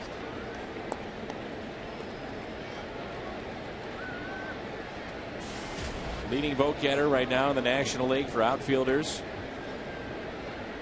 Carlos Gonzalez leads the league in home runs with 20. Carlos at 17. Beltran also 9th in RBIs. Only other player that's ahead of Carlos in the home run department, along with Cargo, is Dominic Brown. And before the night is through, I'll go through every stat in Major League Baseball over the last 5 years between pitches for Edwin Jackson. And we got that to look forward to. How about this stat? You know the answer because you've had a chance to read things in between the pitches of Edwin Jackson, and you know all of the stats that are a lot of scoops. You know everything. You are Mr. Scoops. But the National League leader in losses, Edwin Jackson, has 8, and there's only one National League pitcher with more losses than him, and that's at 10. And when I saw that today, I guess I didn't realize just how many games this pitcher has lost, and he's a pretty good one. Dan, I know you're going to know. I'll leave it up to the fans to. I'm giving them a second. Go to the AT&T Twitter poll. Let me think. Okay, so he's a lefty from Philly, and it's not Cliff Lee. I'm going Cole Hamels. And you are correct.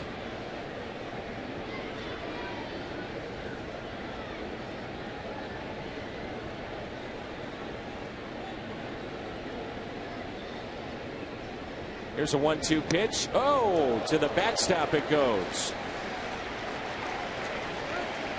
That even got me away from the 1997 RBI total. It caught my attention. Watch out, Carlos Beltran. Pitched way out of the zone.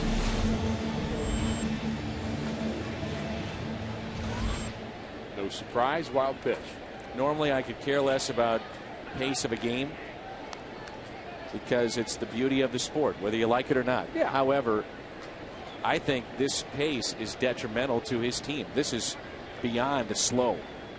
You know, how do you stay sharp as a defender and into the game when your pitcher is walking everybody and goes to 3 balls and 2 strikes, and he's taking 30+ seconds between pitches?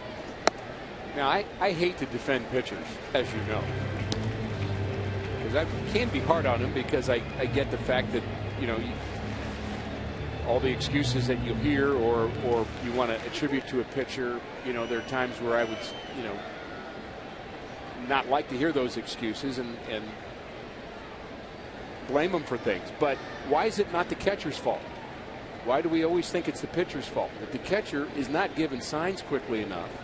If the catcher gets down low. I had a catcher once. Beltran, Castro positioned perfectly. Who took forever. His name was Carlton Fisk. You can't work fast if he's your catcher. That's it. Take the headset off. We're fighting.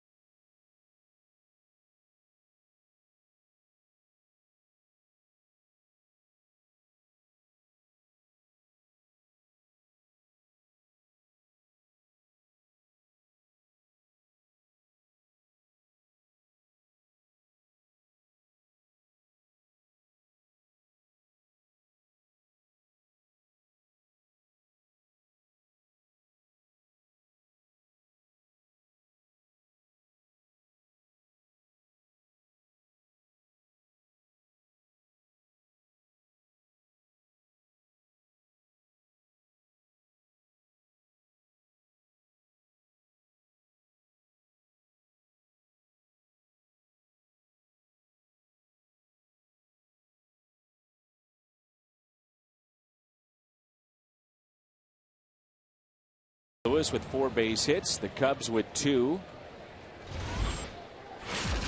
And the head and shoulders whip package for Jake Westbrook. Westbrook not really a strikeout pitcher, but he gets Soriano on a breaking ball. And how about that? Fastball up and in, a little cutter perhaps. Westbrook with 2 strikeouts. He's walked just 2. Pretty classic Jake Westbrook performance, and you like the low hit total. Giving his team a chance to win. Really shouldn't have a run on the board. 2 Cardinal errors in that second inning.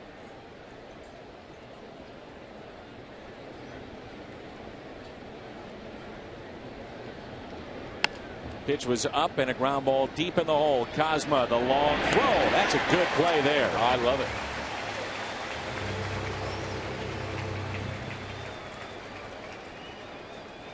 Cardinals impressed with the way that Kozma could get to that baseball to his right, and also very impressed with his arm strength too. It's a good play there. Had to make a choice whether to plant and throw or try to throw on the run, and that's a difficult throw to make while you're running, to throw across your body. But pretty good arm strength, real good arm strength, in fact, for Kozma. Knew he had to hurry to get Castro. Outfield straightaway and deep. Cincinnati has tied their ball game up in the bottom of the 9th. It's now 1-1.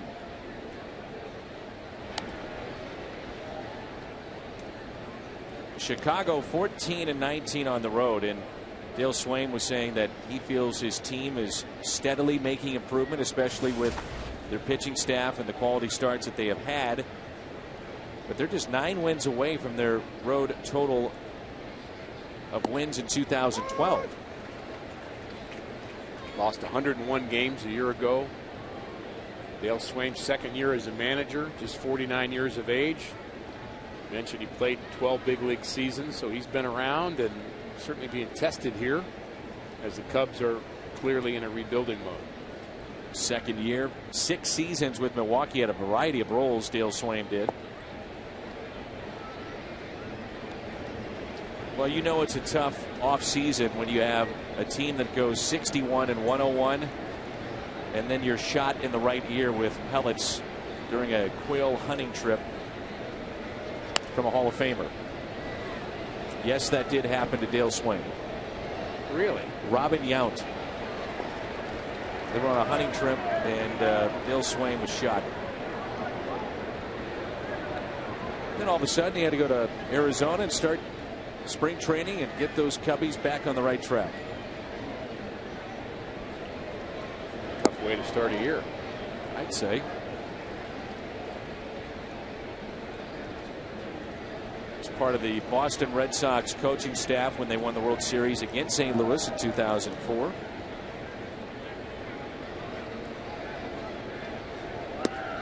And as you've talked about, this is a Chicago Cubs staff that has some history with St. Louis Cardinals baseball. First base coach Dave McKay, 16 years in St. Louis, and then you had David Bell, had 4 years with the Cardinals. Jamie Quirk played with the Cardinals, was actually a coach and a player in the same season. There's David Bell. I wonder what Father's Day is like in the Bell family. You know, you think about the connection of baseball that we've talked about. He and his granddad, first grandpa and grandson combination to hit for the cycle in Major League Baseball, and the only ones to do it. That to me is amazing. David came up with the Cleveland Indians and was a teammate of the team that I coached with Manny Ramirez. And Manny was clearly the best player on the team, but David was just a fantastic defender. Played third base at the time. Kind of a Bell tradition.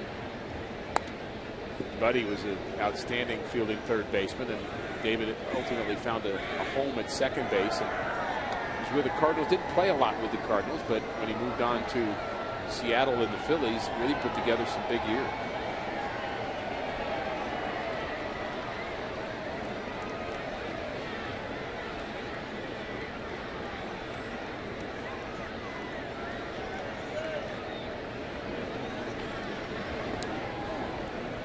And that's ball 4 as it gets away.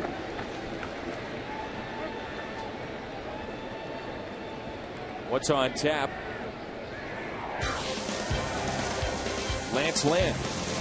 Rough start over the weekend. This is presented by Budweiser. 5 innings, but great run support Saturday against Miami. It's our Budweiser What's on Tap, and we're on Fox Sports Midwest tomorrow. Lance Lynn could be an all-star this year. Rough start, but sitting on a win for about 4 days. And a lot to think about, a lot to get better, but look forward to his next start.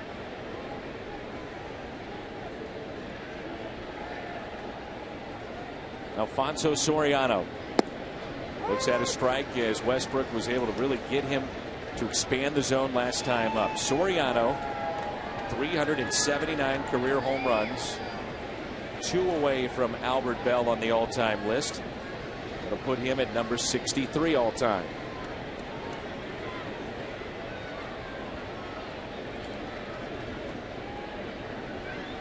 A 1 pitch, could be 2. Out at second, double play. The Cardinals back-to-back innings, turning the double play.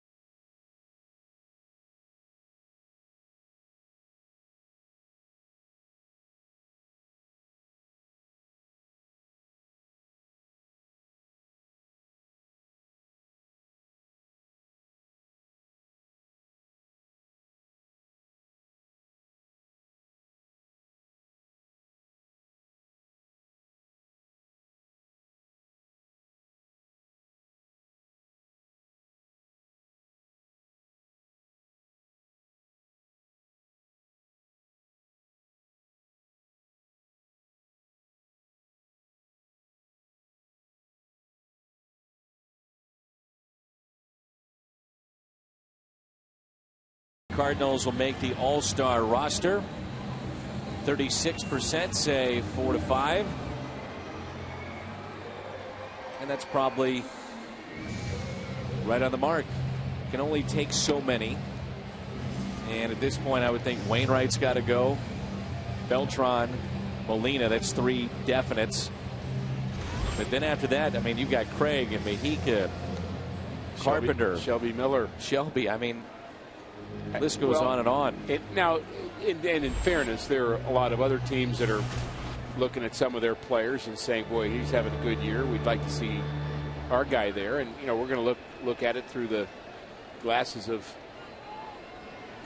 Cardinal fans and having seen these guys play all year. But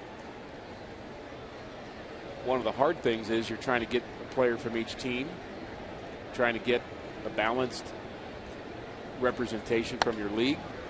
Holiday, that's a base hit into right field as Rizzo was well off the line at first. FoxSportsMidwest.com. Got a feature on Kevin Segrist. Beat the odds. He's in the bigs. FoxSportsMidwest.com.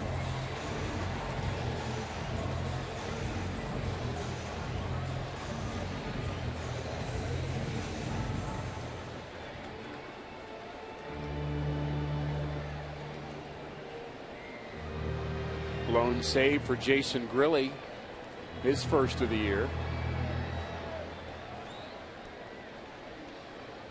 Pirates have been 37-0 and leading after 8 this year.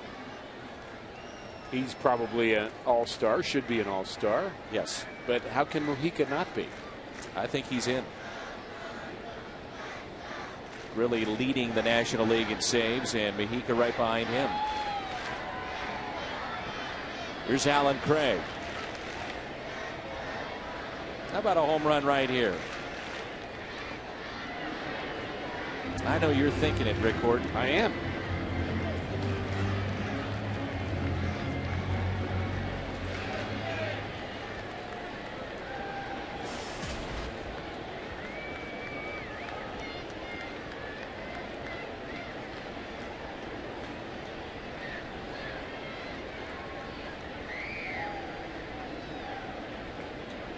Craig is sitting on 6 home runs. Cubs have a defensive philosophy in the outfield that we've seen a lot in this series, to bunch their outfielders towards the gaps. What they're doing is they're giving the line down the left field line to Alan Craig and the right field line, and they're bunching their outfielders. They're really not very far away from each other. And what they're trying to do is take away, there's that left field line, right field line, a lot of space, and this is basically called bunching your outfielders. And you'll do it against guys you think are gap hitters. David Freese, they've seen it, and also Craig. Double play ball, 6-4-3. No, they throw it away as Holiday went hard into second base.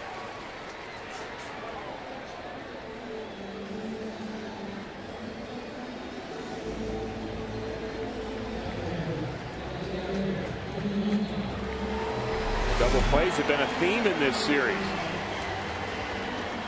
Really just a bad throw by Barney. Not a bad feed by Castro. Maybe a little low, but the throw offline. And Cubs lucky that didn't go into the Cardinals dugout.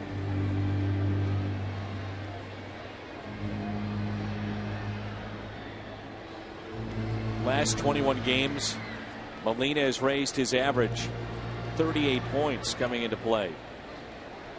17 RBIs in the last 21 games. Tonight 0 for 2. Popped out, also grounded out. Craig the runner at first, and strike one. They throw a little higher, a little to the left or the right, and that's an error for Barney.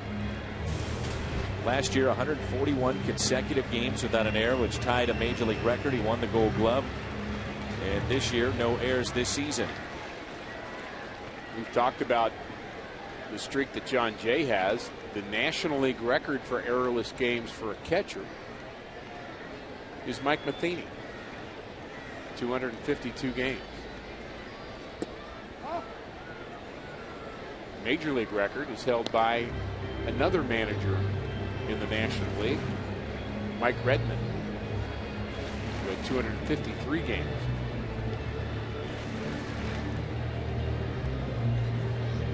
Bunching Molina as well in the outfield, way off the line is Soriano.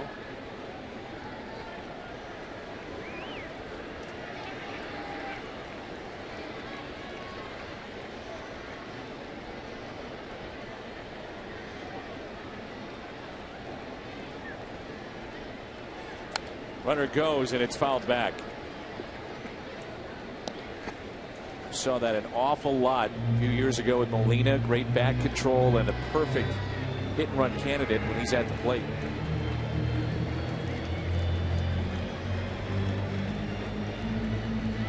Edwin Mojica now the most saves consecutive with the Grilli blown save, his first blown save since September of last year. Saw the hole on the right side with Rizzo holding the runner Holiday, and Molina has enough back control to shoot one through that hole. And again, we started to talk about his first at bat, but he made an out on the first pitch. But he's so relaxed at the plate, maybe more so than I've ever seen him. Again, problems with Castillo and Jackson. So even with a hitless night, 8 for 14. wonder if the game plan, just like last night, was to be aggressive on the first pitch. Batters came in 394 against Edwin Jackson on the first pitch. And when he falls behind, they're hitting nearly 500 against him this season. So, again, the key for him, fastball, command, throwing strikes.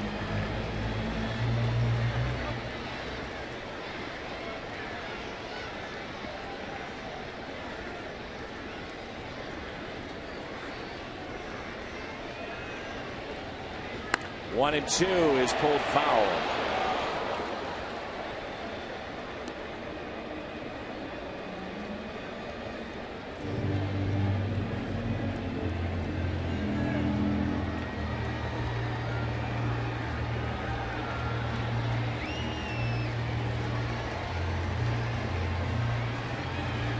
Right-hander throwing in the pen for Chicago.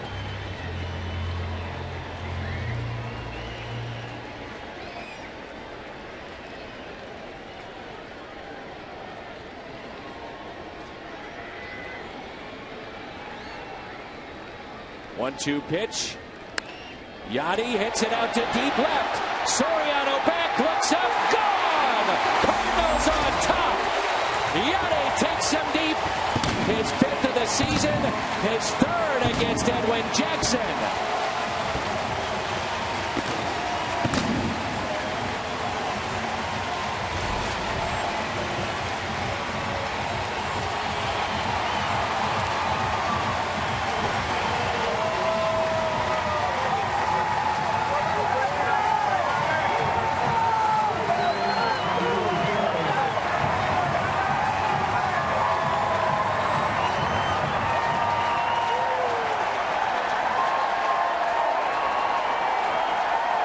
What a talent.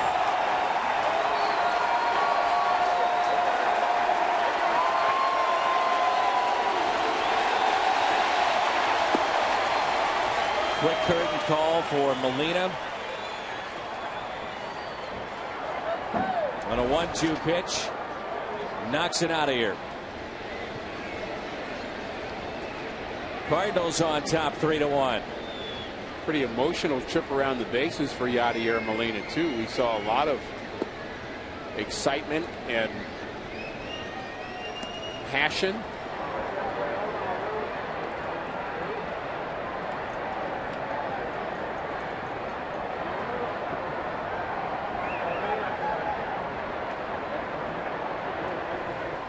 And he gets to tell the story to his brother. Estimated distance 385 feet for Yachty.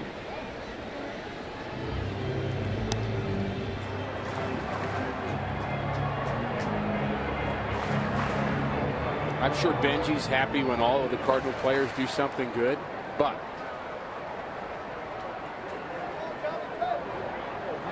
gotta believe the smile is just a little more pronounced when Yachty does something special.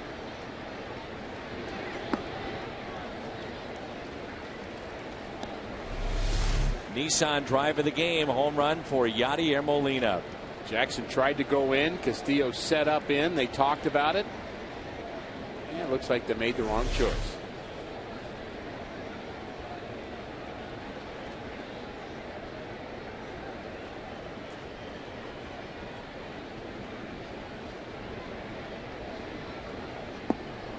And Jay hit by the pitch. Showing bunt, that pitch taken inside and hit. And with one out, John Jay at first. I don't know about you, Rick. I'm starting to get the feeling that there's a little bit going back and forth with these two teams. I don't have any doubt. That scowl we just saw from Molina. Exactly. And I think some of the emotion that we've seen from Yachty, even running around the bases on this home run, kind of yelled into the Cardinals dugout on his way to first base. Pretty demonstratively and pretty excited when he crossed home plate. And why not get a two-run home run to give his team the lead? Maybe that's reason enough.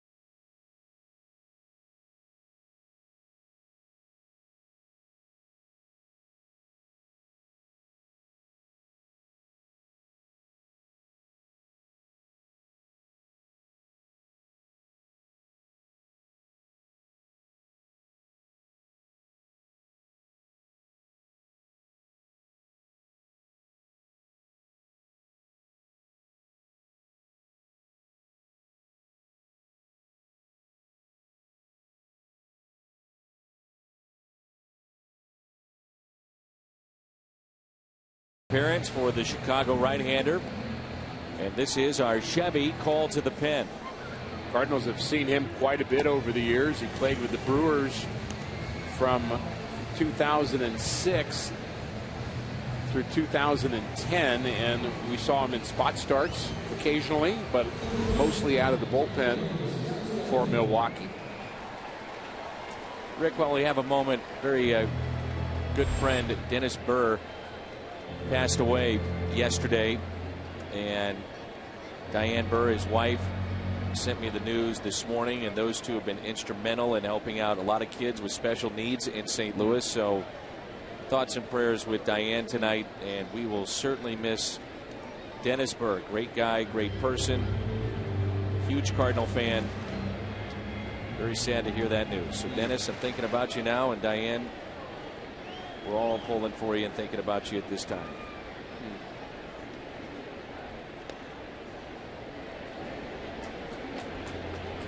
John Jay hit by the pitch, so he stands at first base with one out, and the Cardinals leading 3-1 thanks to Yadier Molina.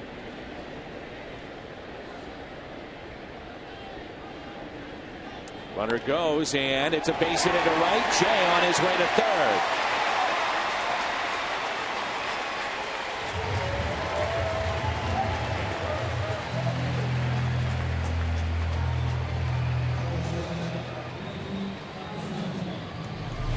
Well executed hit and run. Rule number one, hit the ball on the ground somewhere. So at the very least, you get Jay to second base, but you get more than that when the ball finds the hole. Hit down on the ball. Pitch is up, but Descalzo drives it into the ground and ends up with his first hit of the night. So you're starting to come around to the there may be something going on line in this game. You're starting to come over to my side, Dan. I'm liking it. Absolutely. Should never have doubted you, Rick Horton. Ever. Sometimes you can just smell it in the air, and it doesn't necessarily mean that it should be going on or that there's anybody you particularly blaming for doing anything wrong. Sometimes it just happens in the competition of the moment. Your emotions get ahead of you, and you've been playing 72 games this year, and you've struck out 70 times, or you've given up 10 home runs, and you've got a lot of built up aggression, and sometimes it just comes out. And we've seen that in baseball over the years, Dan. When you get close to the summer, that the tempers start to flare a bit more. The grind of the season starts to eat away at some teams, or teams that are trying to find out, hey, are we going to make it? We're really struggling. We got to try something different. And again, the emotions will sometimes come out. There's a 1-1 pitch to Kozma. Kozma, base hit into left. Jay can walk on home. And with that, it's a 4-1 lead for St. Louis. Pete Kozma drives in his 26th this year.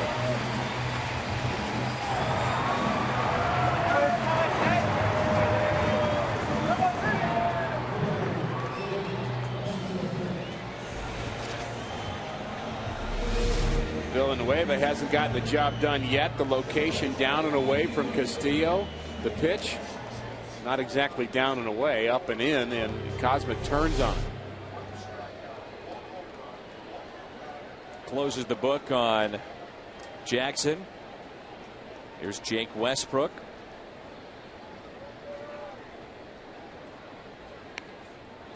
Drops down the bunt, and the only play is first base. So the sacrifice is good. Runners advance to second and third.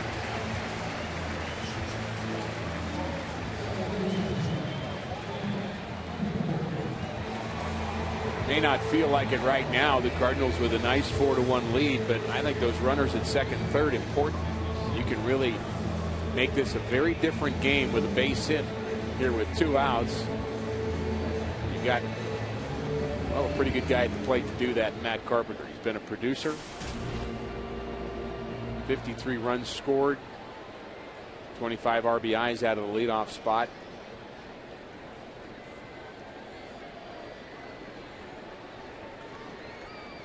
2 outs. And the third baseman, Valbuena, way off the line. He's also even with the bag. They've been playing Carpenter that way all series and giving him really that third base line. I think they believe that if he hits the ball to left, it's going to be in the air, not on the ground. And they're giving him the third base line.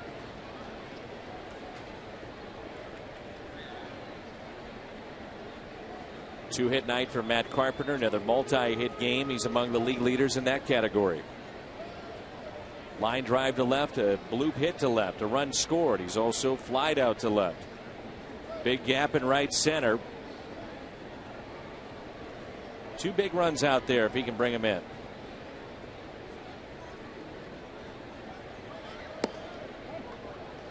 Beltran on deck.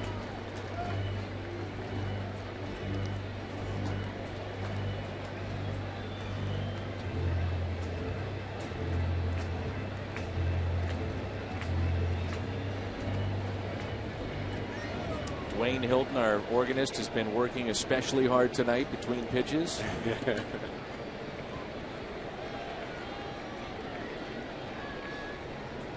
1-1 pitch.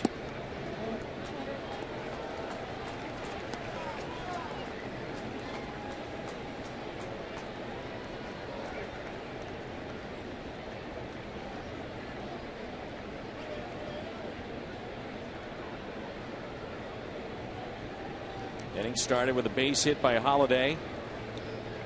Craig, and what should have been a double play, broken up by Matt, then the home run by Molina to give the Cardinals a 3-1 lead. Jay hit by a pitch. Descalso base hit. Cosma the RBI hit, and now it's 4-1. 2-2 on Matt Carpenter. Bullpen ERA for the Cubs 4.24, the highest in the National League. Philadelphia the highest at 4.47. The 2-2. Here it comes.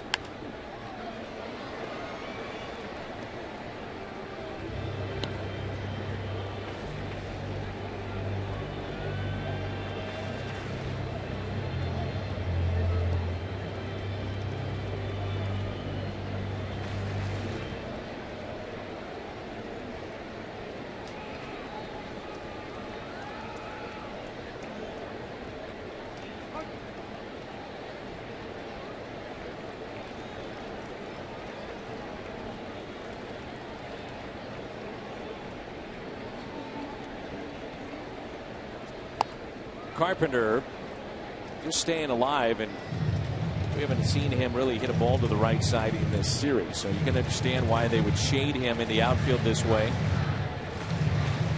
Might want to put somebody right behind the third baseman Valbuena. Shallow left field. Seen a couple of hits there in this game. Just kind of served him over the third baseman's head.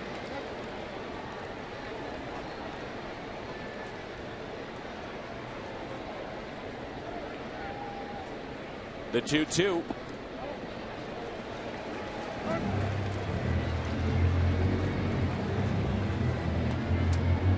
If you're this right-hander,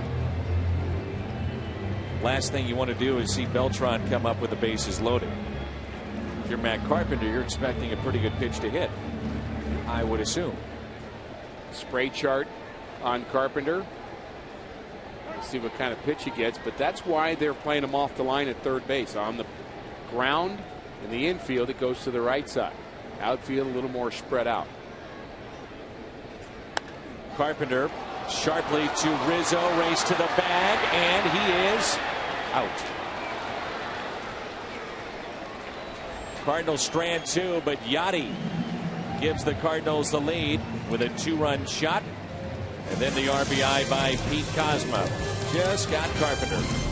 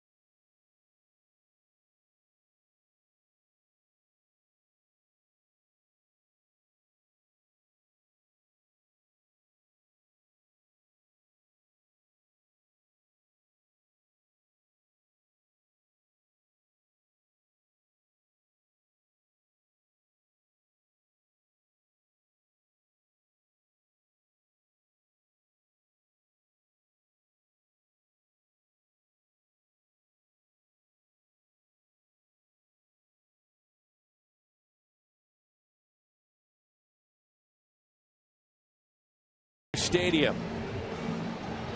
Look at Willie. You think he's menacing, you think he's mean? Master of the duck call and Duck Dynasty. Featured speaker for Christian Day. Don't want to miss it, Willie Robertson. And we had a nice conversation with Hungo tonight. He wants to team up with Willie. So that'll be fun to get those two together as Jake Westbrook is pitching into the 7th.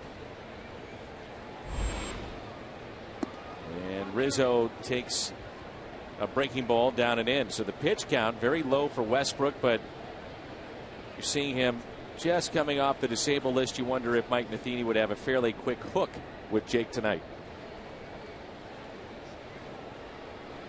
I think he would have a quick hook because I think he's very confident in Trevor Rosenthal in the 8th and Edward Mujica in the 9th. So I think if Westbrook gets through the 7th inning, I wouldn't be surprised if Mike goes to his bullpen pretty quickly to protect this 3-0 lead. Important inning for Jake Westbrook either way. Pitch count at 87.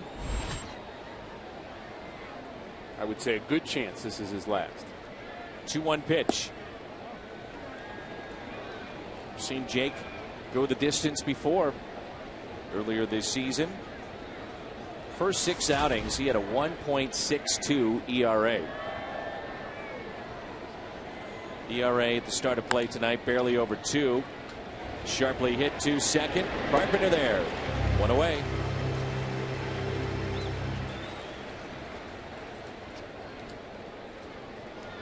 And Jake tonight only 2 hits allowed, Rick, so very, very efficient.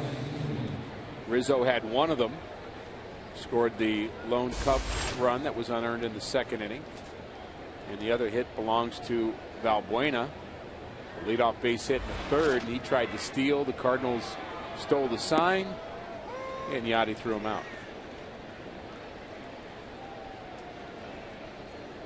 And that's not really stealing. Not like it's a misdemeanor or something. It's baseball. It's okay. You think you see a sign? Part of the game. Not really cheating.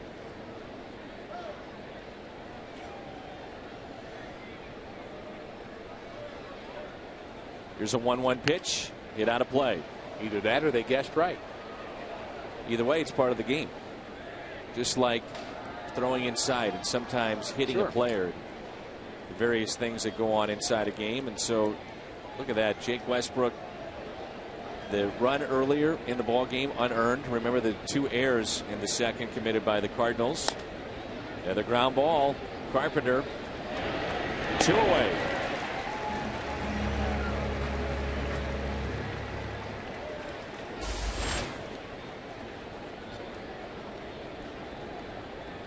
Marco Gonzalez, the 1st-round pick of the Cardinals, was at the ballpark and introduced to the media today. And he was asked, well, who do you emulate? Who's the guy that you always wanted to be like? And he said, Johan Santana. Try to model my game after him and what he's been able to accomplish in his career. I was telling you the other day that I was watching Baseball Network, MLB Network, and the experts on their panel said the first guy from this draft to make it to the big leagues, in their opinion, Marco Gonzalez.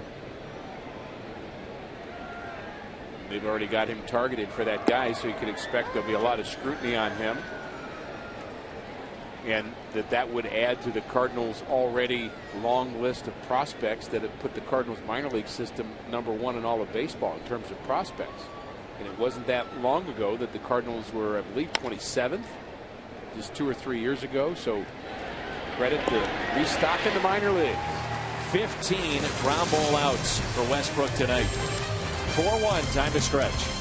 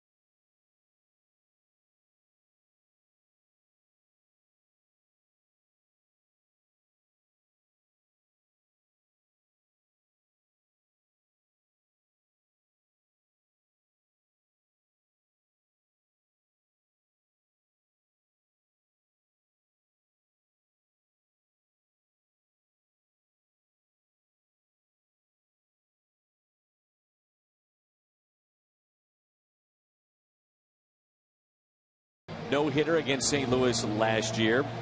That doesn't mean, though, that you're going to have excellence after that. Edwin Jackson on that list, and his was just a crazy no-hitter with the walks and hit batsmen 130-plus pitches. Santana out for the year. We've had a lot of careers go in negative directions from the guys on this list. Dallas Braden actually out of baseball right now, got hurt, and it does not have a team. Sanchez, we saw him earlier this year, and he's gotten beat around quite a bit. Zambrano pitching in AAA right now. So throwing a no-hitter, I guess it's a good thing, but it doesn't mean that it is going to be something that gets your career going in the right direction. Sean Camp, seen him a couple of times this year in Chicago, 20 appearances, very high ERA for Camp. And he was good a year ago, but he struggled this year. Breaking ball to Beltran underway here in the home half of the 7th. Chevy called to the pen with this right-hander in. So if you're just joining us, Cardinals jumped out to a 1-0 lead in the first. Cubs tied it up in the second. Cardinals get a 2-run homer by Molina. And then Pete Kozma, the RBI base hit, and it's 4-1 St. Louis. Camp was in 80 games for the Cubs last year. Very durable. ERA in the mid-3s, so he's a big part of their bullpen, but he just can't get on track this year. Longtime American leaguer. Royals, Tampa Bay, and Toronto. Beltran, a ground ball that stays fair. Rizzo will take it himself. You get into that 80 appearance campaign for a righty. That's an awful lot of games, you bet. July 6th, that's the Saturday game against Miami. The Marlins in town, the Matt Holliday replica jersey. Should be a lot of fun that weekend. The Mike Shannon bobblehead night Friday, Holliday replica jersey, Willie Robertson, and the AT&T porch flag on Sunday. Seats still available. Great crowds this homestand. Cardinals sold out games 1 and 2. Packed house tonight. It was Holliday got it all going back in the 6th. Leadoff base hit as right-hander Trevor Rosenthal getting loose in the pen.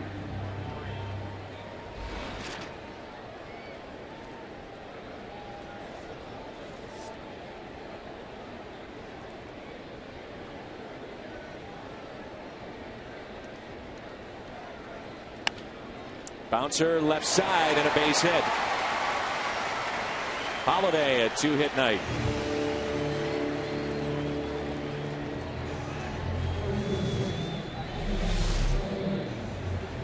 Finds a hole on the left side. You know, Matt Holliday still is not the Matt Holliday that we know he can be. And yet somehow you look at his batting average and it's still a respectable 273. And you know, you might say, I'm surprised he's hitting that well, frankly. And I'm not criticizing him. I'm just saying I know he's not what he can be. And so if he goes on a hot streak, get kind of a nice little base there with his 10 home runs, 38 RBIs, but still not what he's capable of. Here's Alan Craig, short lead at first. Yeah, you've talked about it a couple of times. Castillo, their catcher, with 7 errors this year. All have been the throwing variety, throwing down to second base. So Cardinals a little bit more aggressive tonight on some of those hit and runs that we've seen and starting the runner from first. Craig with an RBI in that first inning. Number 53 as he steps out, also is struck out swinging and grounded out. Check on Holliday at first.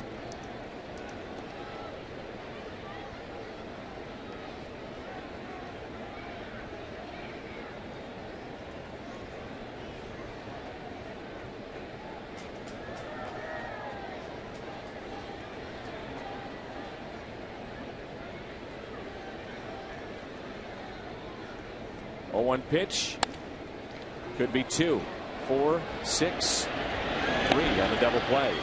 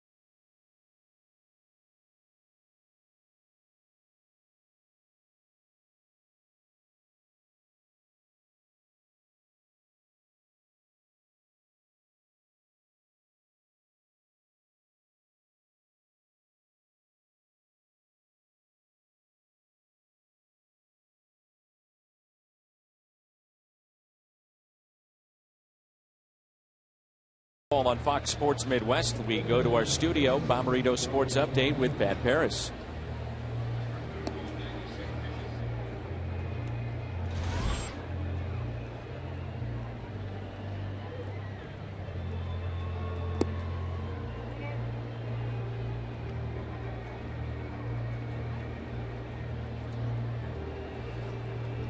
All right, thanks, Pat. Here's Rosenthal, who's just had a sensational season, rookie campaign, and won't be mentioned, you wouldn't think, for that Rookie of the Year, but probably should get a harder look. The Chevy call to the pen, talk about the stressful innings, the innings that mean so much, set up your closer, and he's been very, very good. Well, I wouldn't put it out of the question. I mean, there's nearly 100 games left to play, so he could do some things between now and then that would get into the stratosphere in terms of earned run average, number of strikeouts out of the bullpen. So we've already given it to Puig. Well, we'll have to wait and see. Along with 73.8% of the voting. The voters, he's been in the league for what, 10 days, 10 games, whatever, and I saw a graphic the other day that said he's among the candidates for Rookie of the Year. So that's where I'm going. Well, he might be. He probably will be. But you got to earn it. Yachty not happy with the delivery of Rosenthal. In fact, the last pitch Rosenthal threw in his warm-up tosses, I noticed that weren't even close. And Rosenthal just walked off the mound and said, never mind. And Yachty threw a ball down to second base, and get back on the mound and throw 3 straight balls to Darwin Barney. So needs to get it here quickly. And how about the start of Jake Westbrook? 7 innings. No earned runs. His ERA now down to 1.76 with his outing here tonight. There you go. Last warm-up pitch, not only was it not very close, but also just that reaction, almost as if he was not right physically. Right. I thought that at first. Don't like to see that. Leadoff walk to Darwin Barney, and a pinch hitter. This is Bourbon.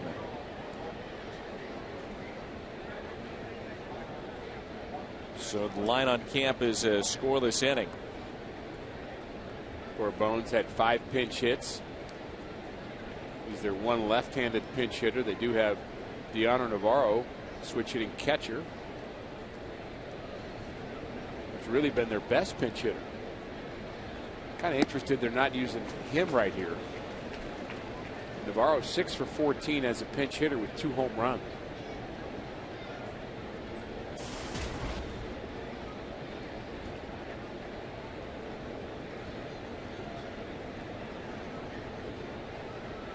Short lead at first.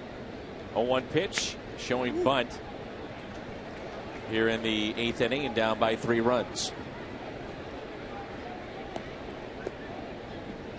We saw Bourbon bunt in Chicago, and perhaps he thinks that's his best way to get on base. Hasn't sold me on that yet.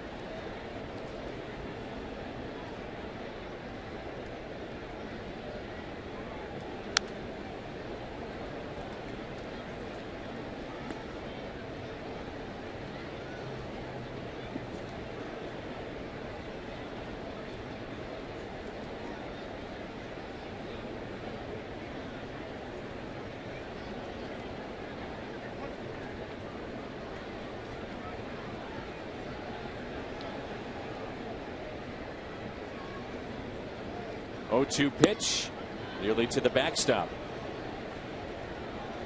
You know, the velocity has been 95, 96.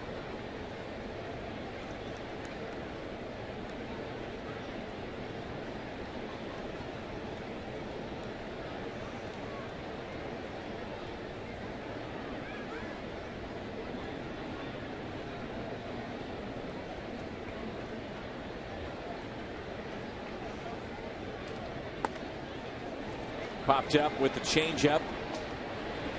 Carpenter, 1 away.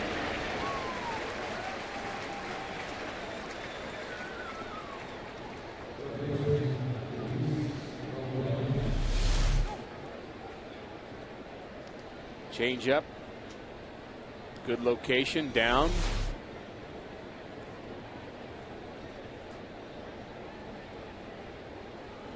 Rosenthal has a lot of weapons.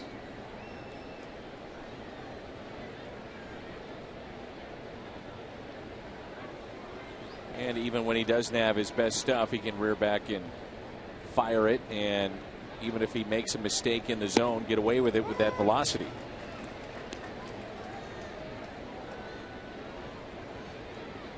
.98 miles an hour makes up for a multitude of sins. And hitters are going to be a little more defensive against somebody like Rosenthal. Cardinals not bunching the outfielders. Normal depth. Seen the Cubs do that.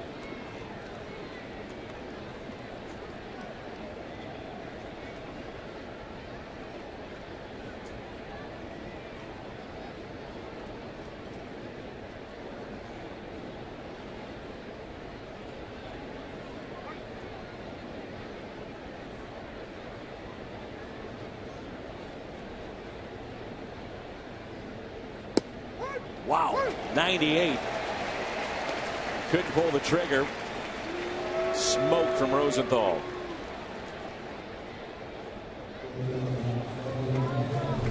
To be young and have a fastball like this. Here, hit it. On the black, too.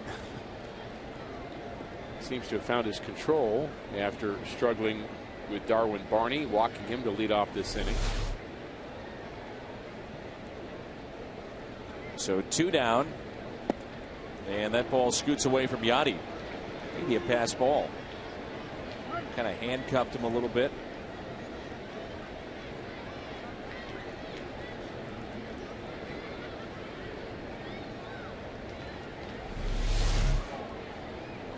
There's the pitch. Yachty tries to actually backhand that pitch, wondering if he was looking for a different pitch.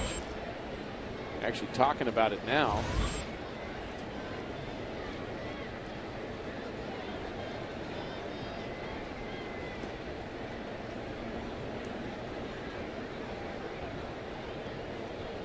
You're looking for a curveball and you get that fastball running in on a right-hander.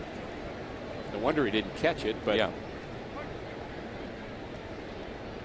The conversation tells me that it probably was a cross-up of some sort.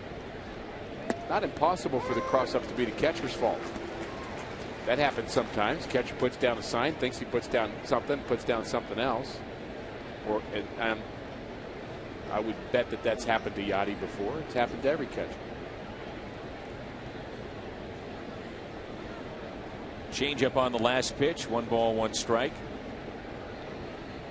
Castro with 3 groundouts, 0 for 3. Yachty a little slow, regrouping after the pass ball, and Castro gave him a little time. 1-1 pitch, hit out of play, 2 strikes. Get asked all the time, what's the future for Trevor Rosenthal? Setup man, closer, starter. He's got enough pitches, you would think, Rick, to be a starter if he wanted to do that. Well, ultimately, it's not going to be what he wants to do anyway. It's going to be what his manager wants him to do. And in this case, Cardinals find a lot of value with him being in the 8th inning, and that's become such an important role. Keep this 4-1 lead 4-1 in the 8th inning and give your closer a chance to finish it off. And it's really like your second closer. Did you just swallow a bug? I did not. No, I did not. I swallowed the. No, I have a little cold I'm working on over here. But thank you for your concern. Problem. I got a little worried about you there. Late summer up here in the booth, you know, you never know what's going to be flying around here. Actually, I think I'm just allergic to you. That hurt. And I didn't mean it. We love you, Dan. Rosenthal nasty here in the 8th.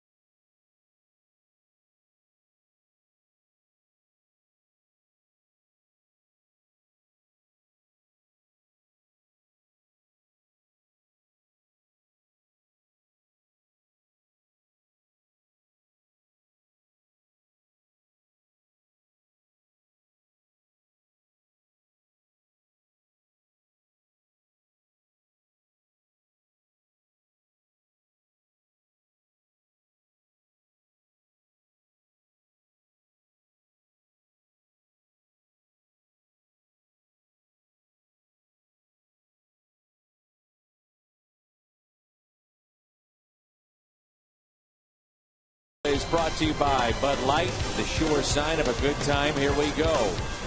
And by Ford, the official cars and trucks of the St. Louis Cardinals.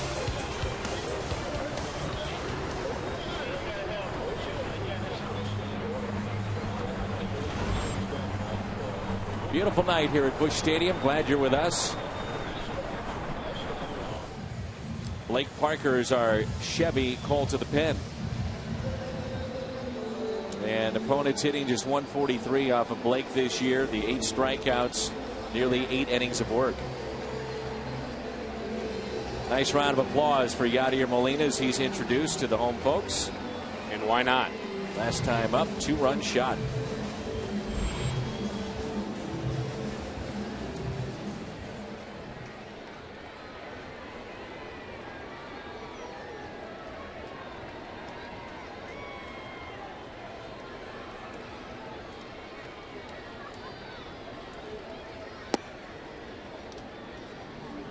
Home run for Yadi was his 5th. RBI total up to 41. Average at 366. 1 for 3 tonight. Came in first in hitting. Leads the league in hits with 93. First in doubles. 369 off of right-handed pitching. And the list goes on and on where he is first in those offensive categories.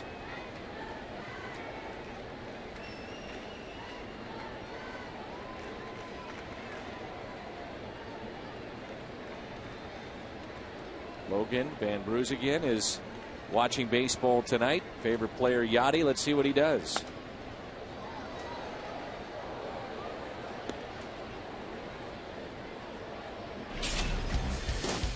Last time up. This breaks the 1-1 tie as Molina knocks it out of the park. Some emotion from Yadi.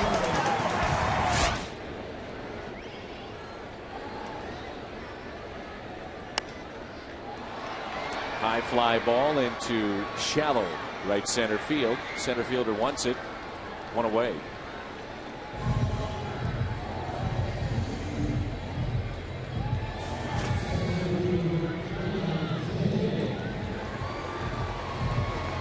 Feldman and Lynn tomorrow. Will come your way at 6:30. Feldman also has some pretty good numbers in the rotation for the Cubs, and you mentioned it a couple of times. Their rotation could be okay, could be decent. Edwin Jackson, Samardzija, Wood. I mean, that's 4 decent starters. And yet, Cubs just have had such troubles in their bullpen, and they're just not scoring runs. Ricky, you played in the league nearly 10 years. You've been around baseball a long time. Chicago Cubs haven't won a World Series in a century, haven't been to a World Series in more than 65 years. And I mean this with all due respect. That ballpark, day games, whatever the case may be, how would you, if you're Theo Epstein, how would you try to build the Chicago Cubs? Well, I think you've got to get a system in place to where you're feeding your big league team the way the Cardinals are. I think that's the future, the way contracts are and the way free agency is. I think you've got to find ways to spend some money in your development and get can't miss prospects every couple years and wait on them. Don't be bringing them up in a hurry. Let them develop collectively, and you got to feed your system. Is there a type of player that you would get for that ballpark or pitcher? Well, I think you want top line pitchers, and I don't think it really makes a difference whether they're left-handed, right-handed, or sinker ballers. Greg Maddux pitched well there, yep. And you got different kinds of pitchers that can pitch well. Rick Sutcliffe was very good as a Cub pitcher, and so I don't know that it's a certain type. I think you build a team for some power. I think about some Cub teams that had a lot of right-handed power. Jody Davis, Keith Moreland, Andre Dawson. Sean Dunston was a part of a team that was pretty good offensively in Chicago too in the early 80s. You can't win with 2 or 3 players. It's just that are all-star potential guys. You got to have way more than that. And I think if you spend your money too quickly on a stopgap, I think that's the wrong solution. I think you start from the bottom up. 3-2 pitch. Theo Epstein, Jed Hoyer, the president and the general manager of the club, they've come out and been very open with the fans and saying, look, right, this is a complete rebuild. What we're doing here, we appreciate your patience. We know you've been waiting a long time, but right now this is what we have to do. So we're going to take our lumps, but hang with us. Catches the corner. Jay strikes out. This copyrighted telecast is presented by the authority of the St. Louis Cardinals and may not be reproduced or retransmitted in any form. And the accounts and descriptions of this game may not be disseminated without the express written consent of your St. Louis Cardinals.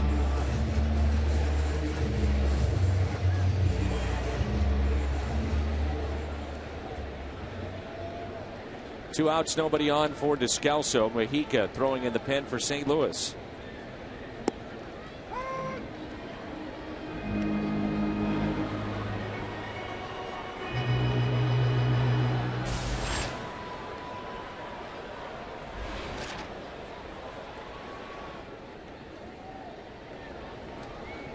Daniel tonight, fly out, ground out, and a single.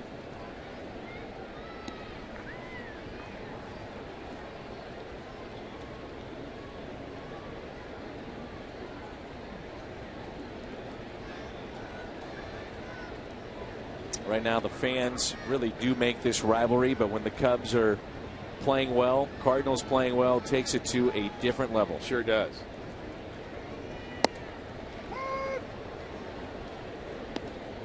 I think when you're playing on a team that is admitting that we don't have a chance this year and we're not going to do anything to change that right now. I mean, just think about what that does to a player that's going to go out for 6 months and try to represent his city, his team, his teammates, himself. I mean, it's a long season for some of these Cubs. There's no question. And I credit them for continuing to show up.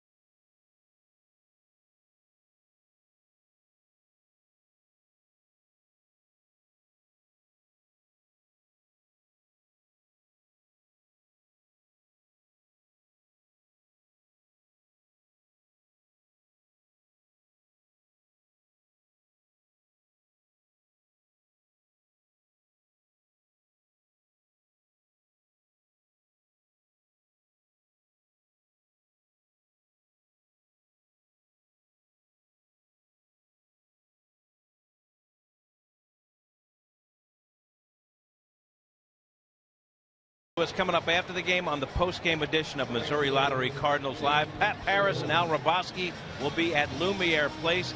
Jake Westbrook, his second start since coming off the DL. He was very good. They'll break it down. Yadier Molina continues his offensive assault. They'll look at why it's so tough to pitch to Yadi. Plus, we'll get Mike Matheny's post-game comments as well. It's Mojica time as a Cardinal closer comes on. We head back to the booth, and Dan and Rick, guys. Mojica, outstanding this year. One of the big differences in the Cardinal season, if not the main difference. Mojica being thrust into that closer's role, 20 for 20. Saw him in game one of this series. Amazingly, one walk in 31 innings. One to go along with 27 Ks. control has always been a positive for Mujica, and we thought he was pretty good when he was with the Padres. First time I saw him, and he was part of a pretty decent bullpen that San Diego had, and he just keeps getting better and better, and really not your classic closer stuff. He's not the guy that's going to throw 95 miles an hour or have the nasty slider, but his changeup has been very difficult to center. And you mentioned all the strikes he's throwing. Those two things combined for Mujica being second in the National League in saves with 20.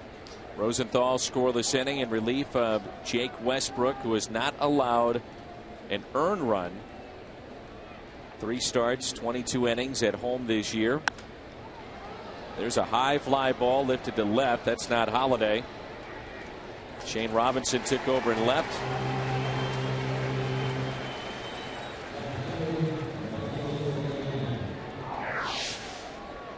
Historical run. Tom Henke was at the ballpark yesterday. Most consecutive saves converted to begin a season.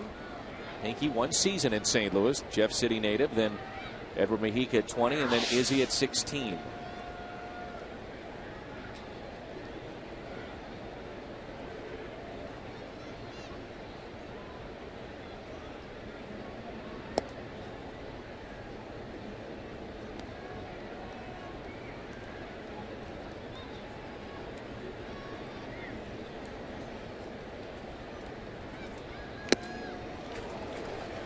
One ball, 1 strike. Mujica does have a decent fastball velocity at 92 and keeps hitters honest, I think, with his changeup being his best pitch. But he throws strikes at 92, 2 spots. Pretty good weapon, too. Popped up off the bat of Soriano. Shallow center. It's the shortstop Cosma, 2 away. Also, Mujica very efficient in getting those final 3 outs. Big workload, but hasn't seemed to affect him. Tonight, our Budweiser player of the game, Jake Westbrook. Sensational here at home. No earned runs tonight, just 2 hits. Westbrook outstanding.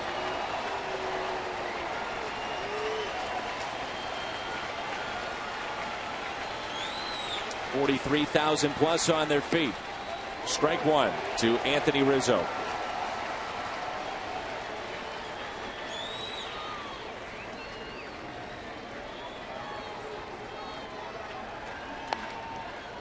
Strike 2.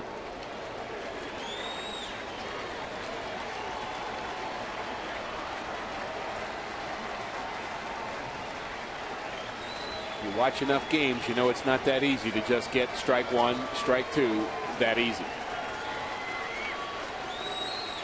The 0-2 in the air out to deep left center field. John Jay on the move at the track. He's got it. The basket catch casually pulls it in. The Cardinals take game 3 of the series 4-1. Mujica closes it out. Save number 21, Jake Westbrook. Very good start for him. Gets his ERA back under 2 again, and the Cardinals find just enough offense. Yadier Molina, big 2-run shot that came in the 6th inning. Really the game winner. Westbrook 3-2. Jackson takes a loss, his 9th. Mujica 21 of 21 and saves. The big blast, Yadi's home run. Cardinals back to 20 games above the 500 mark.